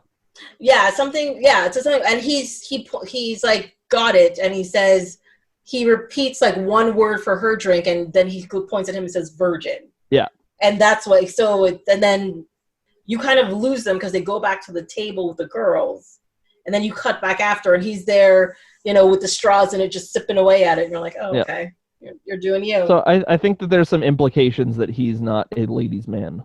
Yes. And he's kind of emasculated quite a bit, except for Butterfly. Butterfly's kind of into it in a weird way, and is very charismatic. Like, he kind of hypnotizes her in a weird way. Yes, that is very true. Because even during that whole sequence where he's like, "Do I scare you?" and she's like, "Yeah," but you can she can't take her eyes off of him. She's just so fascinated by his concept, right? Yeah. And he pulls out the thing with the putting this chicken shit and whatever. But that whole sequence, honestly, if he said that and she still said, "No, I'm not gonna do a dance for you," that is more strength to her than she's not a chicken shit. Yeah. For doing that, right? Yeah. So it kind of goes against everything he was doing. I think it makes her chicken shit by giving in to his, negative reinforcement and negging and all that kind of stuff. Yeah, I mean, I think he gives her the kind of attention that she wanted as well. Like, he's fully making eye contact with her. Like, she is the center of the world in that conversation, which I think is, and I also think that he's weirdly charming in that scene as well. Like, he does his impression of the Duke. Yes. As he's like, "In my book, you're no good." And then he does a little smile afterwards as he does it, even though he's kind of being intimidating in a weird way. But he does it with a smile, and I think that's Kurt Russell rules. I mean, he is the Isabella Rossellini of this movie, where he's just awesome. He really is, and that's the thing. I really wish I could recall my thought of the character at that point the first time I saw the movie, because I think now that I know the movie and I know he's quote unquote the bad guy and he's going to do horrible things, I automatically have I'm standoffish or I pay a little bit too close attention to his mannerisms and his trick for working to make people comfortable. So I don't see it as just a sad guy having a good time, trying to have a good time out by, getting with the cute girl. You see it as something a lot darker automatically. Yeah. No, but yeah, I know. I think it's really clever the way it does that. Like, he's depicted as being over the hill. He cut his face while falling out of his time machine, which is a pretty funny line. Yeah. And he's being genuinely helpful to Rose McGowan's character. Like, he's giving her a ride home, and he makes it clear that he's not going to put his hand on her leg, that he doesn't drink at all, so he just enjoys eating those nachos, which they put the most disgusting sounds under, but it only made me want them more. Yes. I was looking at it, my face was all scrunched up, so disgusted. I was like, I want nachos. It was just... They're all slimy and just falling apart. Yeah. But that's the first shot of him, right? Is him shoving those nachos in? Yeah, there's a close up of his mouth and his fingers. Yeah. It's disgusting, but you do end up wanting nachos at the end of that scene. Yeah. Yeah. But yeah, but we also get all the stuff with Jungle Julia. You kind of learn a lot about these characters that end up becoming throwaway characters. They do become fodder for the killer, but we learn so much more about them than we would in any other horror movie. That is very true, yes. Yeah. So she's building up her own record label. She's a local DJ. She's on these billboards around town, so people kind of recognize her. They're going to go up to the lake house, and is it Shanna's lake house? Shanna's, yes. Shanna. It's Shanna's dad's kind of a pervert. It's Shanna Banana, not Shauna Banana. Right. There you go. Yes. And I think Eli Roth has some disgusting thing on her name too. Yes. Which I don't think was in the cut that I saw. No, he makes a comment about the banana in his mouth or something, or her mouth or something. Yeah. Right. But there was also a fun reference when Stuntman Mike meets Jungle Julia, because he's like, "Are you famous or something?" And she's clearly hurt by that. How do you not know who I am? Right. Also, I'm on a billboard 5 feet from here. What's wrong with you? Yeah. He goes, don't you have a billboard by the Big Kahuna Burger? which is Yes. the burger from Pulp Fiction. Yes. And in goes, many of Tarantino's movies, actually. oh yeah, Yeah. I don't know. It's referenced in more than one of his movies. Yeah. I know that Red Apple Cigarettes is in like all of them. Mm-hmm. She says there's one too because there's a billboard right next to them, and she calls him Zatoichi, which also made me laugh. Which is the blind swordsman. It's like this Zatoichi, the blind swordsman, is like a series of like 20 movies in Japan. I did not pick up on that at all. Ever. Yeah, no, it is completely like a very throwaway thing for dorks. Mm-hmm. It's made for you. So I was like, ha ha ha! Oh, let me pick up the New Yorker. Yes. So, I watched the lap dance sequence on YouTube. Okay. Is that the first lap dance you've ever seen with sandals? Yes, and it looks very uncomfortable. Yep, I'm sure. And I think also because of the sandals, it's very unattractive. You think so? Oh yeah, no, I was I guess you're a man. You're on board with it. It's fine. It was every guy I've talked to about it thinks it's the bee's knees. I just find the angles of the camera are very unflattering to her. Oh, okay. And it annoys me. Okay. But I did note the camera angles being different, and that might be why I found it interesting to watch. Mm-hmm. Was because like the angles were different. Like if it was just a regular lap dance sequence where you pretty much just usually in those you just kind of see them from the waist up, as far as I remember, in a lot of these things, or waist down. Like it's very. You don't really get that many full shots in a lot of those, I don't think. Mm-hmm. But yeah, no, I've only seen it once or twice because I've only seen the longer cut the one time. But no, I remember it being pretty good. All right. I think I had a problem with my girlfriend once. That's totally fine. I made some noise. I was like, oh. You're like, it's happening. She's like, what the hell? I remember actually watching this version of it when I saw it in the theater, and I went to my friend, and I was like, the scene's about to start, and I was like, you're gonna get really upset in a second. And the sequence starts, and I was like, 1, 2, 3, expecting it to cut, and I kept going, and I was like, he's like, why would I hate this? I'm like, I'll tell you later. What do you think of me? So because I was expecting it to just like cut off, disappear, and then be like, oh, where's the sequence? So, because I remember when I saw it in the Grindhouse version, guys were pissed. They were like, what the hell? You know, so it was fun. I actually think it works better without it, to be honest. Because when I watched it on YouTube, it's very surreal. Like everyone's just in this bar watching it and not doing anything else, which is odd. Like it kind of looks like a set more than anything else in the whole movie does. I agree with you. Yeah. But I think it's done that way purposefully because like all of her friends are outside. Everybody knows them. And where else are you going to do a lap dance in a tiny bar? Yeah. So you got to get out of the way. But one thing I do like about that sequence is the song. I love that song. It's fantastic. But the rest of it, yeah. Yeah, it's a good soundtrack too. All Tarantino movies have good soundtracks. Yeah. Which, this one's a weird one though, but it's good. They're all good. It's fantastic. Yeah. So then I think pretty much right after that we have them leaving, right? Like that's the next. Next they're going into their cars. Yeah. Yeah, and Rose McGowan's like, I'm not gonna fuck him, and he's like, come on, I'm here. Like I can hear you. Yeah. Yeah. Which is and it's like that's like a comedy beat, and it's also weird that like that's right when the turn happens. Yes. It's like a minute later, and I noticed this part the most, and I really want to talk about. So he puts her in the car. She's in like the crash box thing. Mm-hmm. He goes to the other side of the car, and right before he gets in, he looks right at the camera and smiles, and then gets in. Mm-hmm. I want to know why.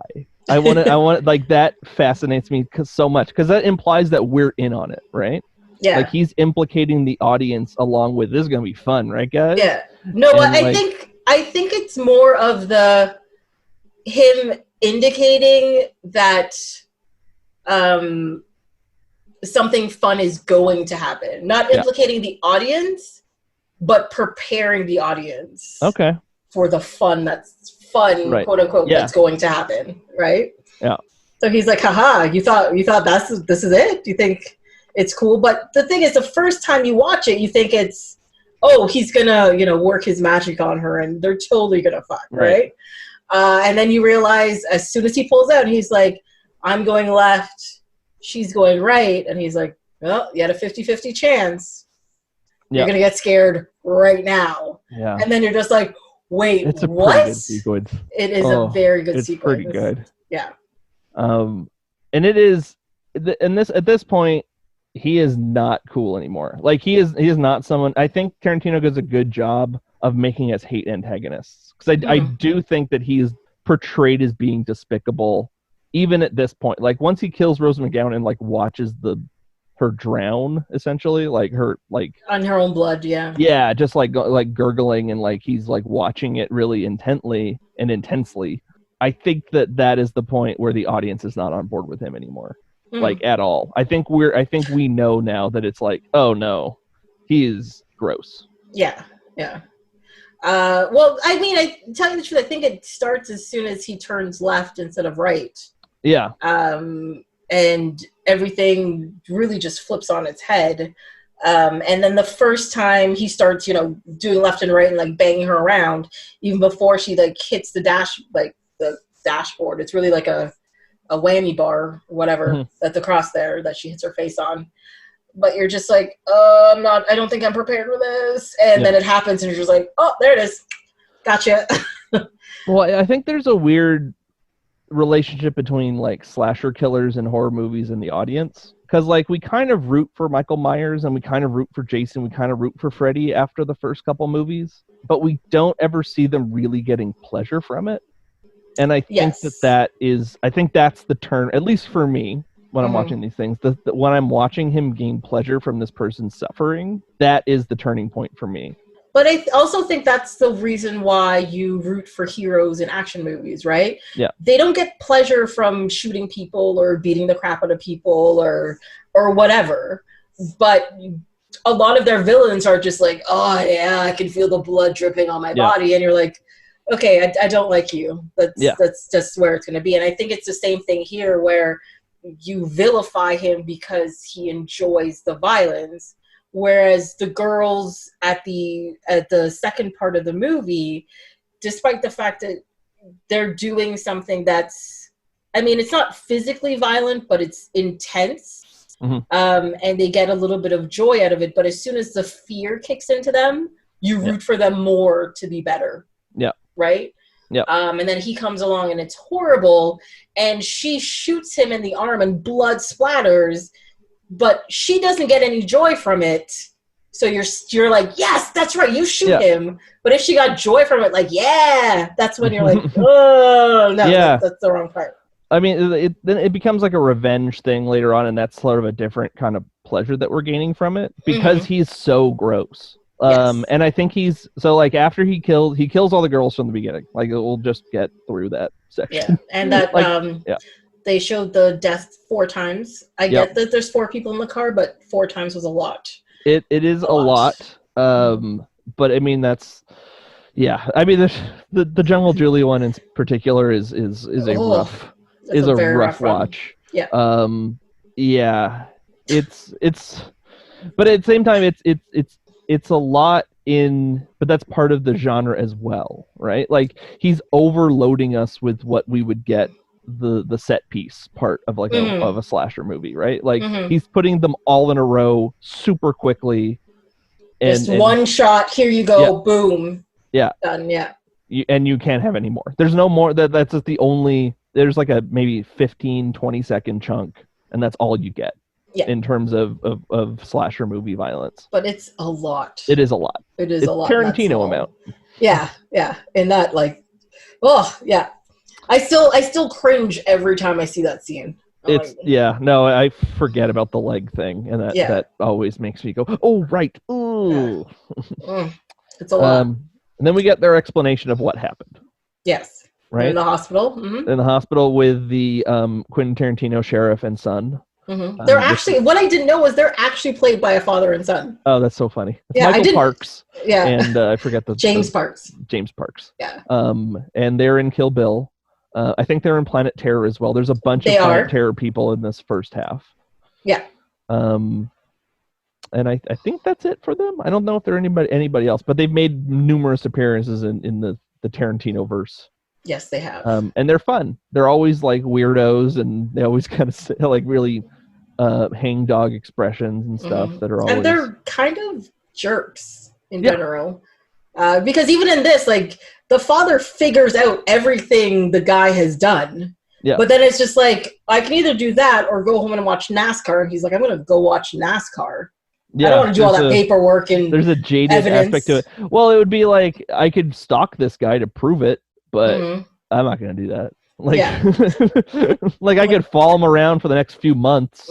But I'll just make sure he never does it in my county again. Yeah. And you're like, is that enough? Like, really? No, it's okay. But the DA says there's no crime. So, I mean, it's true. It's like, who would, like, there's absolutely no reason for him to know that that's what this is. Like, like he's making a huge logical jump so we can explain it to the audience. Yeah. To be like, no, this is how this guy gets his jollies. Yeah. And this is where the longest sequence in the extended version comes. Is at the and I think there's one part of it that I read. I've only seen it the one time in the black and white sequence where what's Lee has her feet out the window. Rosario Dawson's character. So this sequence, I actually love everything about this sequence, and it's actually a very long sequence in the theatrical cut. Yeah. So you find out that these three girls are in a car, they're at a convenience store, they've stopped to get coffee, and it turns out they work on the set of a movie. And they have like a couple of days off or whatever. And one's in the back seat sleeping, which is Rosario Dawson. She has had a long night. She's still hungover, whatever. She's out of it. And then in the front seat, you've got Mary Louise Winstead, and I'm going to be horrible. I forgot the other girl's name now, but the girl with like the curly hair, right? The whatever with your whatever girl. Rosario Dawson's feet are out the door. Kurt Russell's car is like 3 spots down. And he gets out of the car and he's checking on them, quote unquote, and he throws his keys. Nobody's paying attention to what he's doing. One girl's got headphones on. Oh, the girl with the curly hair got out and went into the store. The other girl's got her headphones on, singing, and the other girl's sleeping in the back seat. He throws, and he goes by he like starts touching her feet. And I guess she thinks it's like a bug, so she moves it. And then he actually like licks the edge of her toes, and that wakes her up, and he's pretending that he just dropped his keys kind of thing, and he's looking at her. She's like, God, that guy just touched my toes and it creeped me out. And I'm like, because he licked your toe, not just touched your toe. That's what the problem is. And it's just it's a good atmospheric sequence, right? Yeah. You meet him again, he's somewhere else, and you see he's already picked his next victims, is what it is. And I think for me, because I had to read about that, because I haven't seen the other one in probably 10 years. Licking her feet is so gross. Yeah. Like, but in the same way I was talking about, like you're getting the fetish aspect of this violence thing for him. Yeah. And that I think, to me at least, that is a big turnoff for the audience. So you're really supposed to be grossed out by this person and really rooting against him at that point. I don't know if this helps or not, but it's not like a full like licking a lollipop like on her foot. Like it's not, which is good. It's just like the tip of his tongue or like along the edge of her toes. And it doesn't make it better or less creepy. There's just there's less saliva involved, and it makes me happier that way. That's all. Yeah. And there's the whole thing with the Italian Vogue, and like it's a lot of Tarantino talk in this sequence. Yes. And I always thought that was weird, but I also understood it weirdly at the same time, because getting Italian Vogue in Canada, you get like 3 months later, not the same month. It's a whole thing. I understand it. But $27 for an Italian Vogue, that's a ripoff. But it was this month. That's true. It was this month. That's a different Epic And it's issue. it was his personal copy. And I love the fact that he was doing it like it was drugs or, you know, some weird porn or something that he's like, I got Italian Vogue under here. She's like, no, I'm good. Like, it's this month's issue. Oh. It's great. It's great.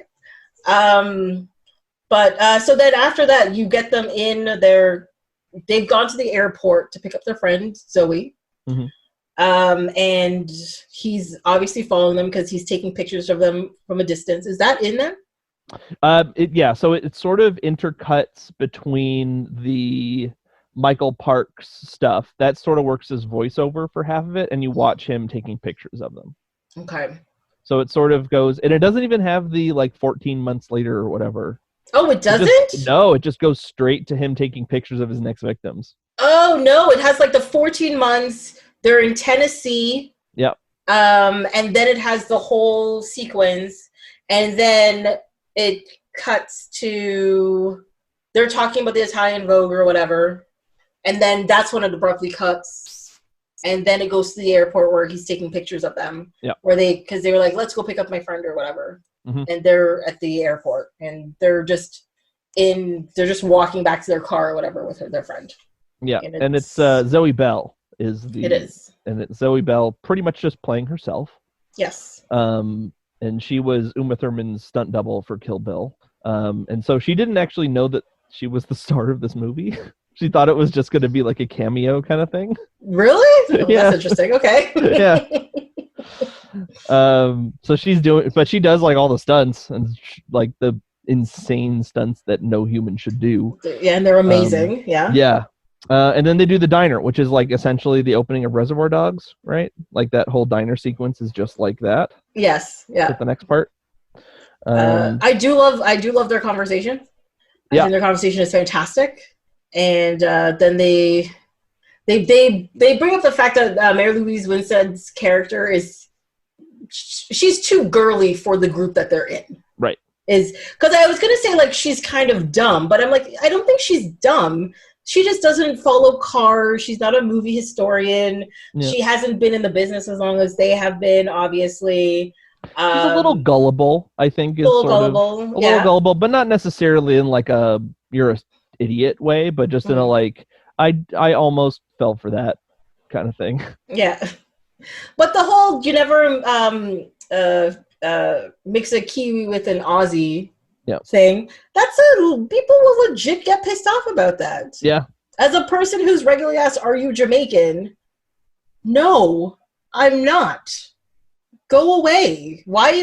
There are other Caribbean islands. Stop it. Well, I'll defend the stupid for a moment. Mm-hmm. In that those accents are different, but they are not easy to complete, to decipher so much. Between an Aussie and a Kiwi accent. Yes. Also, if you guess Aussie, you're probably going to be right 90% of the time because there's so fewer people in New Zealand. She's playing the odds. You shouldn't. She's playing the odds, exactly. Never guess, but she is playing the odds. Yeah, agreed. Yeah. Right. So, in the context of this, I get it. But it makes it plausible as to why she'd be like, oh shit, I've crossed the line. It makes it plausible, right? So that's why I don't feel like that makes her gullible. Yeah. But the secret agent thing was one of them. That's the stupid one. Yeah. I'll just as a quick side note, for a month or so, a few years ago, I dated an Australian girl, and apparently people thought she was British. That one's not even close. So I'm not guessing that. It's a very different accent. Yeah. Yeah. Okay. I know. I have a few friends that are Australian, and that's the thing. I met them when I was in Japan. These are the people I watched this movie with. Mm-hmm. So they thought that part was hilarious, first of all. But when I met them, it was clear that they were Australian, not English, but their accent wasn't as bad. But now if I talk to them or I hear their voice, I'm like, you are so Australian. That is crazy. You should start calling them bogans. Wait, isn't that from Tasmania? Oh, I hope not. Is that? Or else that girl taught me some real racist stuff. Okay, I don't know. No, I well, thought the way it was explained to me is it's like a hillbilly or redneck, like it's a country bumpkin kind of thing. Country bumpkin thing. Yeah. Okay. No, they're from Tasmania. I don't know that's not. Although I think Tasmania is sort of the sticks as far as the reputation among Australian people. Although Australia has some issues with territory and people, so I'm not going to get too far into that. Because I do not know the geopolitics of it. Yeah, no, but that is true. Because while I was there, I also met other Australians who are from like Australia and like Sydney and Canberra and all that kind of stuff, and even they were like, "Oh God, you guys are from Tasmania?" Ew. Yeah. So that's just like, is that necessary? I don't know. Whatever. You have your own cultural issues. I'll leave it to you. Yeah, it'd be like saying like, "Oh God, you're from Georgia." I'm like, ooh. And I of course mean the Eastern European country of Georgia. Oh, for sure. Yes. Clearly. You know what they're like. Oh God. Oh my God, this is gonna get taken down because we're racist. No, I meant the Southerners. Is that better? Are we happy now? I don't think any of these things are quote unquote better, but sure. Anyways, I turned off the air conditioning. Yes. Anyways, I don't have an air conditioner now, obviously, so it is very warm in here too. Anyways, so where were we? I think we're in the diner scene. Yes. So this is where it kind of sets up the 1970 Dodge Challenger from Vanishing Point with the white paint job. Yes. Which Kowalski drove. And they're gonna kind of trick this bogan into to letting them drive the car. Yeah. Yeah. That section. Also, that dude creeps me out to no end. Because he was in Kill Bill. Isn't he in something else as well? I'm not sure, but I know he raped Uma Thurman in Kill Bill. He was the one that like she. Oh yeah, he's the one with the yes. Yeah.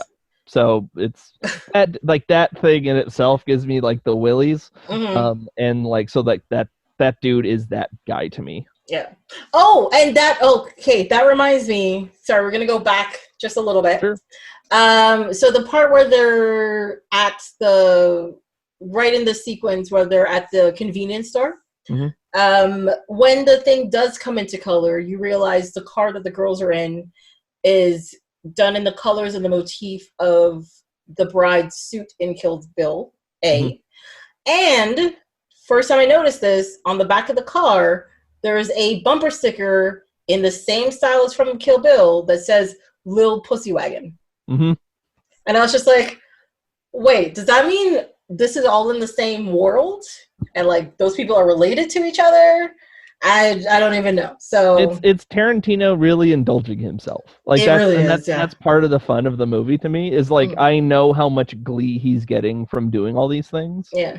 Like the foot shots and the bumper stickers and like Big Kahuna Burger and it's all. But also the cars that they picked for this sequence are just gorgeous. Yeah. Absolutely gorgeous cars. I like muscle cars, so like that's it, and it's a fun, and it's also good for like sound purposes because those motors make a ton of noise. So like it really plays off really well on screen. Yes, yes it does. Yes it does. Yeah. So yeah, we can skip back ahead. Yeah. By the way, Quentin Tarantino has that truck, the truck from Kill Bill. By the way, it's like parked in his driveway. Jesus. I think for a while you could see it on Google Maps. Yeah. Oh my God. I don't know. I would definitely have to get rid of that pussy wagon off the back. I couldn't do it. I couldn't do it. No, I mean that's what that is. Yeah. It's the pussy wagon. It's what you're picking up. Yeah. Here, kitty. Let's go. That made it so much worse. It is. To me, I don't know why. When you change to kitty, it's so much grosser to me. Okay, yeah. Where was I? So what happens then? So they trick this dude, and Zoe Bell convinces I can't remember her name either. I know, I'm so bad. Hold on. She's the stunt driver. Well, we can call her that because that's the role she plays on the film set, and that's what she is in the thing. So she convinces her to play this game called Ship's Mast. Right? Ship Master. Ship Master. Okay. Is it Master? I thought it was just Mast. I wrote it down as Mast, but maybe that thick Kiwi accent must have. Maybe. Yeah. Ooh. Oh, also, I think I had to jump back a little bit because Abernathy was mad that the director fucked Daryl Hannah's stand-in. Yeah. Who was in Kill Bill. So it's just a lot of fun in jokes. I think a lot of the anecdotes they're telling are based on things that happened either to Quentin Tarantino or on his sets. Yes, yeah. It has to be, because some of the stories are like, that's a pretty in-depth story for like a flippant little side thing over here. You're like, hey, does somebody mention that somebody likes feet? Is there a feet guy in their stories as well? No, somebody likes to watch somebody pee. Yeah. That's the one I remember. Okay. I thought there might have been a foot one too, but anyway, maybe that was just the he just swapped it out. No, but they do talk about massaging feet. That's what it was. Different times. Yeah, he says he massaged my feet, and I'm like, that's also that's the same ballpark according to Pulp Fiction. Yeah, the same ballpark. Somebody got thrown off a building because of that. Yep. There you go. Yeah. Yep. So they're gonna go do this game called Ship's Mast. Or Ship's Master, whichever one you do. And that is so we don't know what that is, right? Like nobody knows what that is before they start doing it. And then you're like, oh my God, this is the scariest thing I've ever seen. Yep. So it's where the Zoe Bell, the New Zealand Stunt Guild member, climbs on the roof of the car while it's going like 90 miles an hour. Which they did all these stunts at full speed, by the way. Which just fucking blows my mind. It's insane that no one died in making this movie. Yeah. And so she gets on top while it's going, and only is holding two belts that are tied to the door. And then isn't one Gucci or something? Yeah, one's the Gucci belt that Abernathy gives her. Yeah. Yeah. That's really important to know. Yeah. Okay. and then Stuntman Mike shows up. And he's gonna do stuff. And the way they filmed that sequence is just I don't know. Like it's just terrifying. It's terrifying. Like it gets your own heart pumping. You know what I mean? Like you're like, oh shit, is she gonna oh my god, please don't, it's great. Well, I think that's another thing that like the gore factor from before probably plays into that, where like we know that this movie can do anything. Yes. Like we know that like it can show that body getting mangled, and I do not want, because you like Zoe, she's super fun. You don't want to see her get super mangled, because like if she dies in this sequence, it's gonna be a rough death. Yeah, it's not gonna be it's gonna be very, very unpleasant. So I remember the first time I saw it, I was on the edge of my seat. Yeah, because you're like, for sure she's going to die. Yeah, because you clearly know that it, quote unquote, people you think are main characters are going to die. That's how this is going to go. Yeah. So and then like very soon she's lost the belts. Like she's just holding onto the hood of this car and like sliding around at 70 or 80 miles an hour. The worst is at first when she loses the belt, she's holding on to the top of the hood facing the windshield. And you're like, okay, she's got something to grab onto. And then at some point in time, it gets jostled, and she's turned around, and she's literally just pushing against a slick surface to not fall off the front of the car and get run over. And I was just like, how the fuck are you guys ensuring she is safe while doing this? I watched the making of documentary about the stunts, and I don't know. I honestly, I know that like the most experienced people in the world at these kind of stunts was doing it. Like he hired all these people that made like movies with Burt Reynolds in the 70s. Like he hired the guy from White Lightning to make this movie. Okay. And like these are the guys that like they've been doing this for 40 years and they've broken every bone and all that kind of stuff. He hired Stuntman Mike to make the Stuntman Mike movie. Yeah, okay. But yeah, no, everything I've heard is just like, yeah, so we had this actually a lot of the stunt women and drivers were women. That was important to him as well. And the woman that was driving while Zoe Bell was on the hood, they were talking like, oh yeah, one time I moved the car just from one end to the other while Zoe Bell was on the hood, and I couldn't see shit. Like and so like the visibility of having a person on your car while you're trying to drive. Yeah. It's so like I don't know how they did that. Like how did they drive a car with a person and you're not being able to see out the front windshield?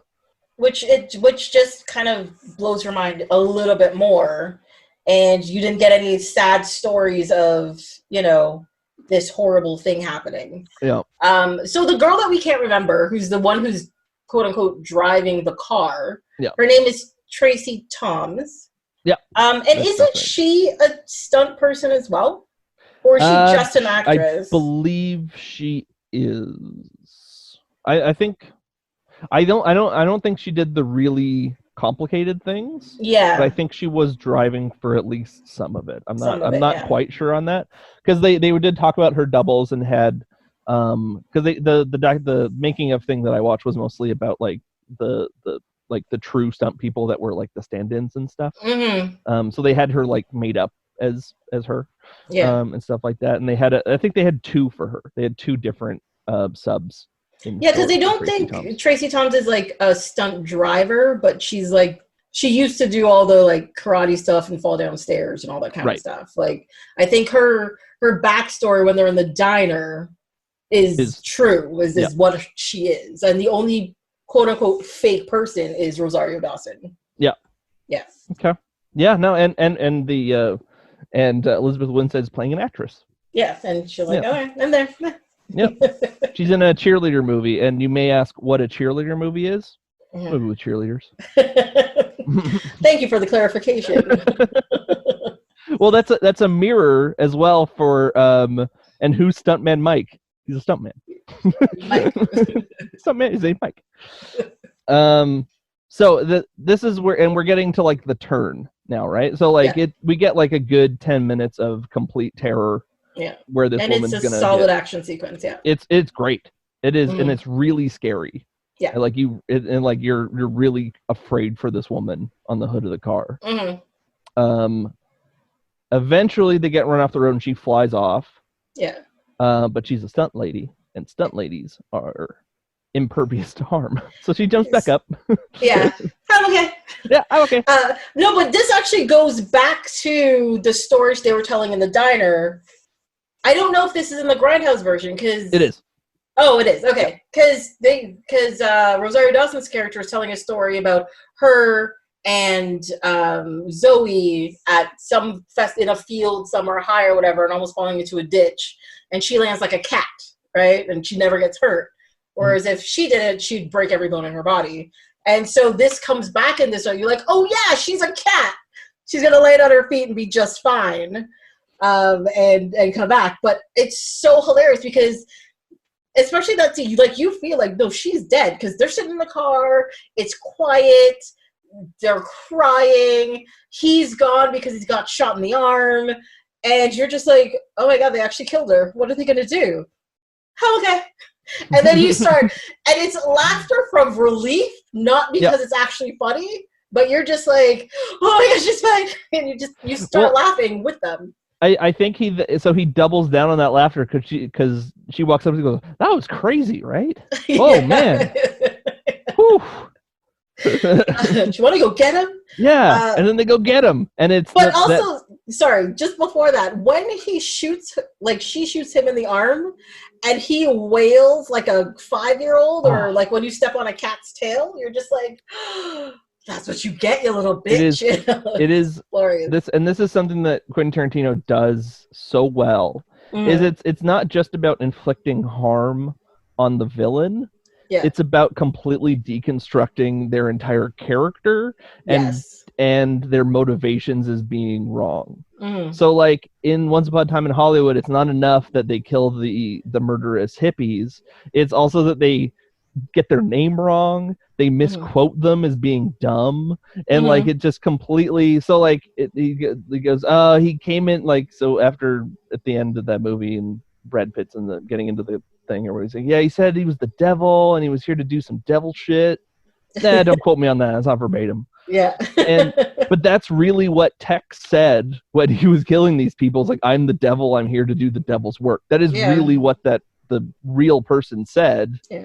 So in this movie, not only did they kill him, but they made fun of the stupid thing he said. Yeah, and they also break apart like the character altogether.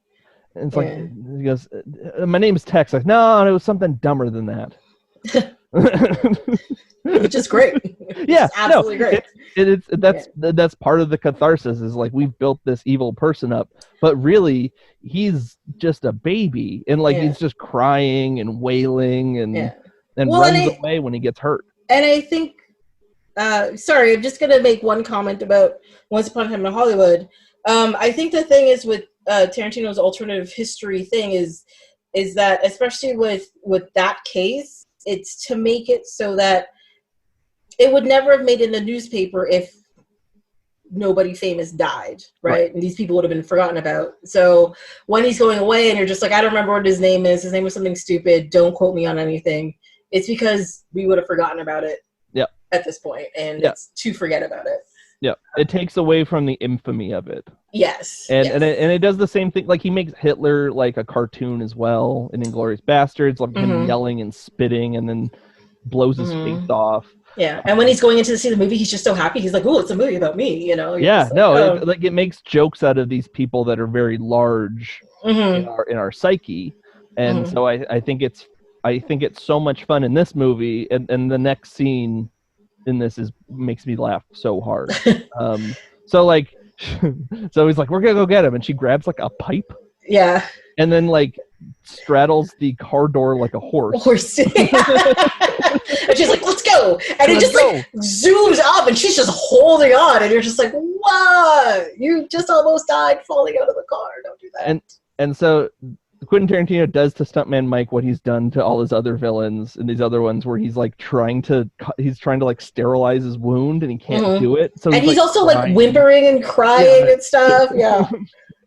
And then it ends with, so he sees them coming at the last minute, spits out the bourbon that he's drinking to try to ease the pain, gets hit, and then she just hits his arm with the pipe over and over again. We watched him wince over for the last 2 minutes. Yeah. It makes me laugh so hard. Yes, it's so good. It's so good. Because I think it also shows that he is a big, confident person when he's in quote-unquote control of the situation. But as soon as it's not in control, he's like a 5-year-old. He's like, yeah, I'm sorry. Yeah. I didn't mean to. Like, yeah, you did. You did it completely on purpose. You did exactly what you wanted to do, right? Yeah, I think that's the fun of the second act of this, or the second part of the 2-part movie, is that the power dynamic completely flips around. Like as soon as they know what's happening, they have the women have control of the situation, and they are now going to hunt him down like he was hunting them. Yes, and on purpose. Yeah, they're not going to take it easy on him. They're like, no, this is going to happen. You brought this on yourself.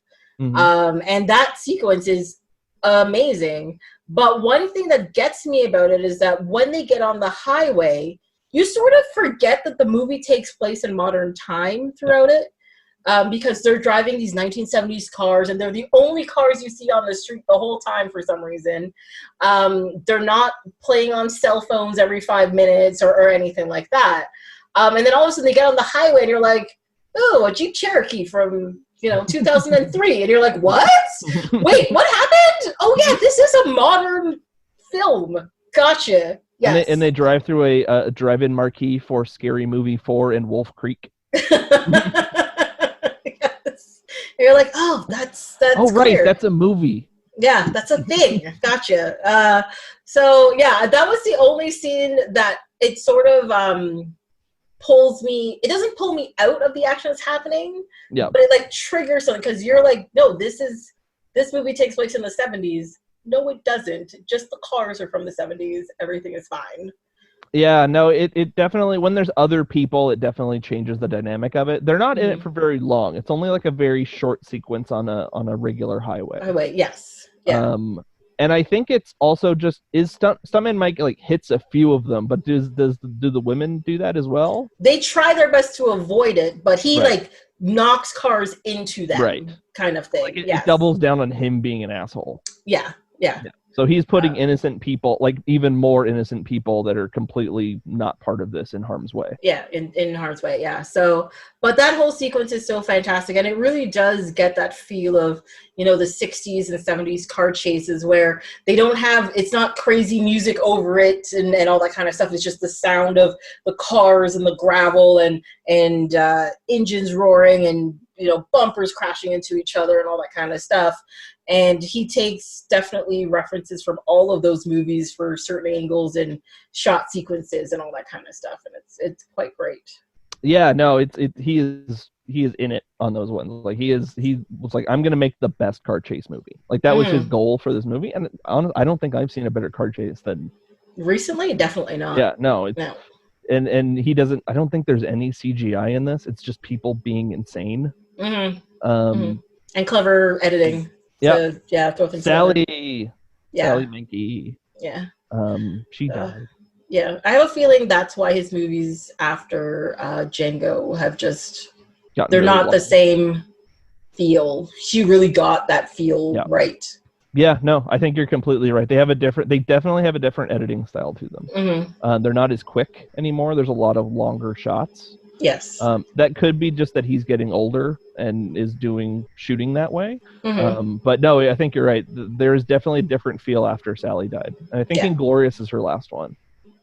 Well, that would make sense. Yeah. But I guess I think that was his first movie in the alternate history thing. So it was automatically a different feel because it was a different style of storytelling he was going for. But definitely it's very Tarantino. But then you had Django, which is also very Tarantino, but you're just like, something's not right. Quite right. Yeah. Yeah, no, they were very close too. He refers to her as his greatest collaborator. Yeah. It's clear. Yeah. Yeah. No, and it's true. I mean, I do editing stuff myself, so I'm biased in that it's rather important to the filmmaking process. But no, like you're remaking the movie in the post-production process. So yeah, and especially this one, which is all just like cars and action sequences and stuff. Which is a lot. Yeah. Yep. I don't know. Like they must have had so much footage for those car sequences that I don't even know where you even start putting that together. Yeah, no, it's I think they used a rig that was like never used before for this movie. It was on yeah, I saw a thing on that. This guy he had a truck that he built, and the trunk is a clear thing, and it's a rig where there's a camera crane on the top that can move around and all that kind of stuff that can be controlled from within the car. And then there's a mount at the back, the front and the back bumper of the car, so you can get the lower angles of the sequences. Yeah. And the grills on those cars are gorgeous. So like you really want to have those you want those angles and stuff. Yeah. And it was interesting how they did that. I was like, oh, that's cool. So it kind of goes back and forth in this last car chase. And eventually the ladies catch up to him and flip him and then just beat him to death. Yes. Which also makes me laugh. I don't know. So they pull him out, he's crying, and you're just like, you're such a pathetic loser. And then they are just punching the shit out of him. My arm's broken. Yeah. They're like, and you're like, that's what you get. And it's great. It's absolutely great. And then they knock him out, he falls up, and they're like, yay! Up to that point, I'm totally with it. I know what you're going to object to. But I am sorry. As soon as the boot to the face happens, I'm like, she just straight out committed murder. That is just that's one step too far. And I was like, that is a lot. It is. That was It a is lot. definitely a lot, and it is the one of the winces as well. It's also a kill in Once Upon a Time in Hollywood. He does that to Tex. Oh, he does. Yes. Yeah, like the I forgot exact that. move. Yeah. And I winced at that as well. So yeah, that Oh, makes sense. it's horrific to watch, but it's Yeah. also like it was also what's weird about that is it's after the end. Like the end comes up. So it's sort of just like a little bonus. Mm-hmm. And they play Chick Habit. They throw up a couple of things on screen, and then you see her do that, and you're just like, that's too far. Yeah, it's a lot. It just went too far. It's too much. It was good where it ended. It's still less than all of Planet Terror. It is. That is very true. Yep. Melting dicks off of rapist soldiers just... You mean Quentin Tarantino? Was a lot. Yes, Quentin Tarantino was a lot for me. Oh, no, that movie's super gross. It does not hold up well. I think I was going to say that when I saw Grindhouse the first time, I think I enjoyed Planet Terror more because more happened, but I have grown to think now the opposite by leaps and leaps. Right away, I liked Death Proof first. And you were on the right side of history, my friend. Yeah. One thing I noticed in the credits, Butterfly Foot Double was credited. Wait, but it went, didn't, there were several pictures of her feet, wasn't there? Yep, she had a foot double. Yeah, okay, well, maybe she got some really bad corns or a good bunion or something. Yeah, I mean, I've been walking a lot. My feet's got blisters on them. But when I found out what bunions were, I was just like, what? Is it like a growth of the bone? Yeah. No, that's not what I have, thankfully. Mm-hmm. And it actually like deforms your whole foot. Yeah. Compared to like a blister where it's just like a pocket and pops. It's painful, but it goes away. A bunion is like a hump that adjusts the way you surgery and stuff to get rid of it. And I was like, oh my gosh, that's all kinds of horrible. But yes. Yeah, I don't know if that's a plus for Tarantino or not. I don't really understand foot fetishism, but I think it's a fun one to have. Like when someone's like, I'm into feet, I'm like, yeah, more power to you, man. Yeah. I mean, it's an easy one. It's not too invasive. Yep. You could be down the street staring at feet. It's fine. Yep. We're good. So, yeah. All right. So that was we made it. Yeah, that was an in-depth talk about both of these movies. Yeah. Did you get all of your... I don't talk to a lot of people. I think since this quarantine has started, people are just into talking because they're like, I don't get to talk to people anymore. I don't get to interact. I need words to be spread. It just doesn't happen. I agree. Yeah. But no, I think I got everything I was going to say. I was a little worried that I wasn't going to have enough to talk about. Oh, no, you had, but you with your love of Tarantino, I was assuming you'd have tons to say, even just off the top of your head, because you didn't have any notes. I did not have many notes. Mm-hmm. It was less than a page. So, yeah, no, What did I have? Oh, I actually had like a page and a half on Death Proof. Ooh, did you get everything out? I think so. Like, I have a lot of random comments, like, in the first sequence when they're driving the car and chatting. The girl who's driving has her right leg tucked under her as she's driving, and I was like, how the hell do you drive like that? That was one of the things. Yep. One of my notes is just feet. I love Marcy's man acting. Mm-hmm. That was really fun. That was a fun sequence. That was a very good sequence, actually. I really like that part. That was awesome. Then I have kind of cute, kind of funny, but definitely not funny looking.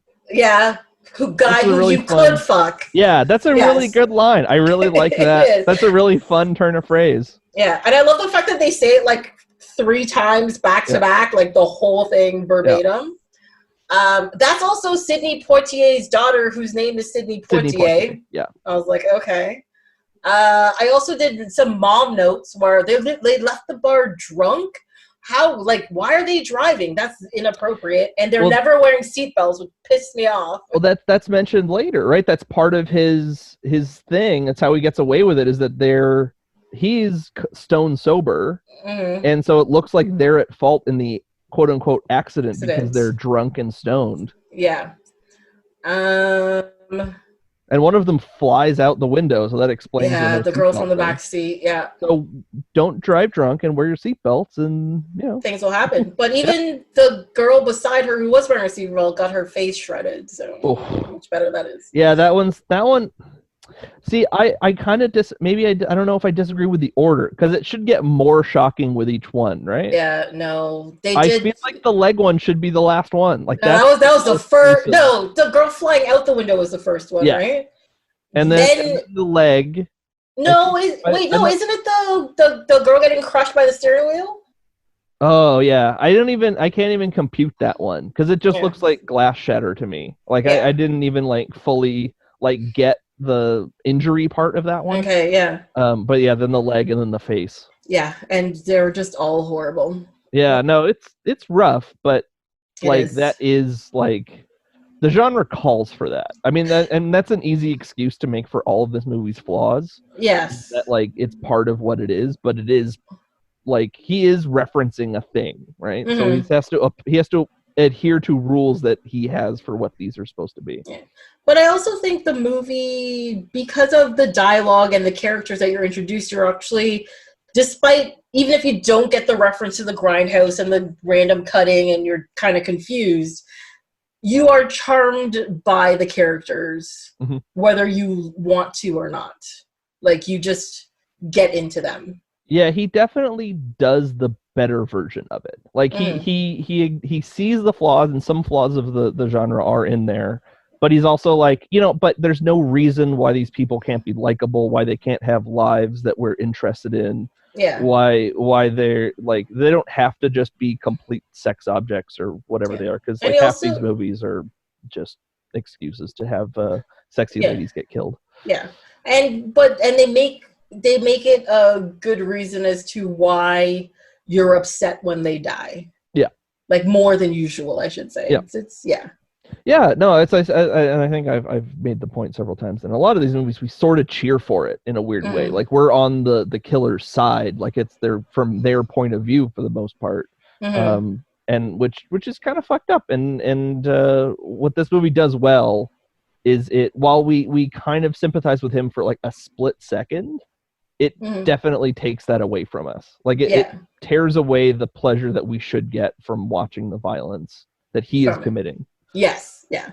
And so that's done super, super well. Yeah. What else is on here? Chartreuse. They liked it so much they named a color after it. It's true. I have no idea what chartreuse tastes like. I should get some. I think it's botanical. Mm-hmm. I don't drink anymore, so I haven't had it in a while. I know my brother likes chartreuse. It's a cocktail ingredient. Yeah. So it's used a lot. It's probably quite herbal. Gotcha. Also, I made a comment that she's Jungle Julia's text messaging, but it's not an iPhone. It's a classic keyboard. She's going through the letters. Mm-hmm. I'm like, oh, kids will never know the pain. And she spells it wrong. She uses the wrong your. I was so angry. But that's what that stupid keyboard does. Like if you made a mistake like that, you can't. You're like, it's not worth going back. 10 minutes to correct that. Yeah. Also, somebody asked to please grab some GO juice. I don't know what that means. I don't know what that is either. It's not in the Grindhouse cut. Mm-hmm. I'm guessing it's just an alternative, energy drink to Red Bull. Yeah, to Red Bull. Yeah, that's what I was thinking. Maybe it's like a southern thing. Like it might be like because like a lot of things in the States are like, yeah, if you're east of the Rockies, it's called this, but on the west, it's called this. It's like soda and pop. That's a really popular one. Yeah. Or like if you go to Carl's Jr. in California, that's Hardee's. When you're in like Oklahoma, like it's yeah, but isn't that because a lot of like those kind of things has to do with copyright or trademarks in the States and whatever. I think it's because they bought them. So like they were only like Hardee's was a thing, and then they were bought out by another corporation. Like they still retain the original name. So like they have symbolism stuff is what I mean. So like it's a lot of things that like only exist in certain regions. So maybe Go Juice is one of them, or maybe it's just a thing that Tarantino made up. Totally. They didn't want to have a Red Bull bottle in there. Yeah. And I think that's pretty much it. Oh, I said what kind of name is Abernathy? I have no idea.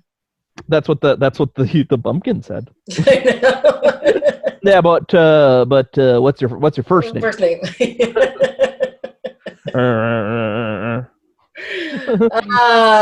Yes. I'll also give him credit. I mean, he didn't say the right name for a person of color, but he wasn't all the way wrong. Like, he didn't go all the way in the other direction. Yes, that is So very true. I'll give Tarantino the credit for the restraint on that one, because he very, very easily could have said the other thing. Yes, but he left that to the black girl, so it's fine. Yes, so we're all good with that. Yeah. He was surprisingly PC in that situation. Or just like, what's happening? This is strange. And she corrects him. Person of color. Any last words on Death Proof?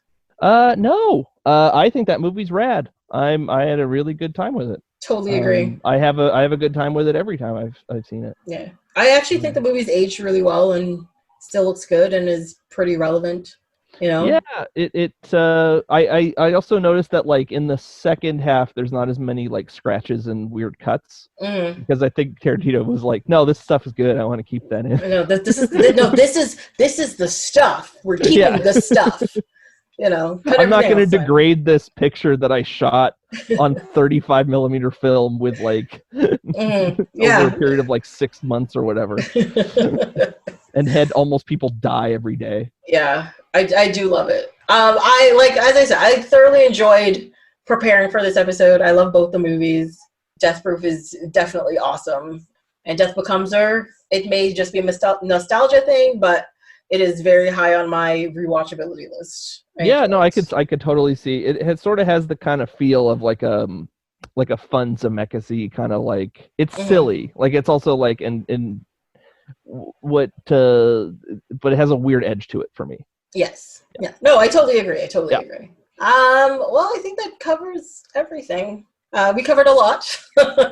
Went all over the place. So it's all good. Yeah. Yeah. Thank you for being here. Yeah, you're welcome. Anytime. I enjoy doing these. Okay. We'll definitely get you on for another episode, since you just admitted you'd like to do that. So that's good. Yeah. Yes. And hopefully we'll pick 2 good movies that you enjoy again, and we can definitely have another deep dive into this. Thumbs up. Yay.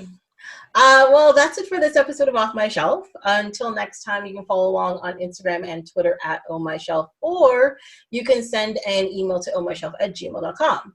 On the next episode, we'll be talking about one of the ultimate movie franchises, Die Hard. Hope you'll be here to listen.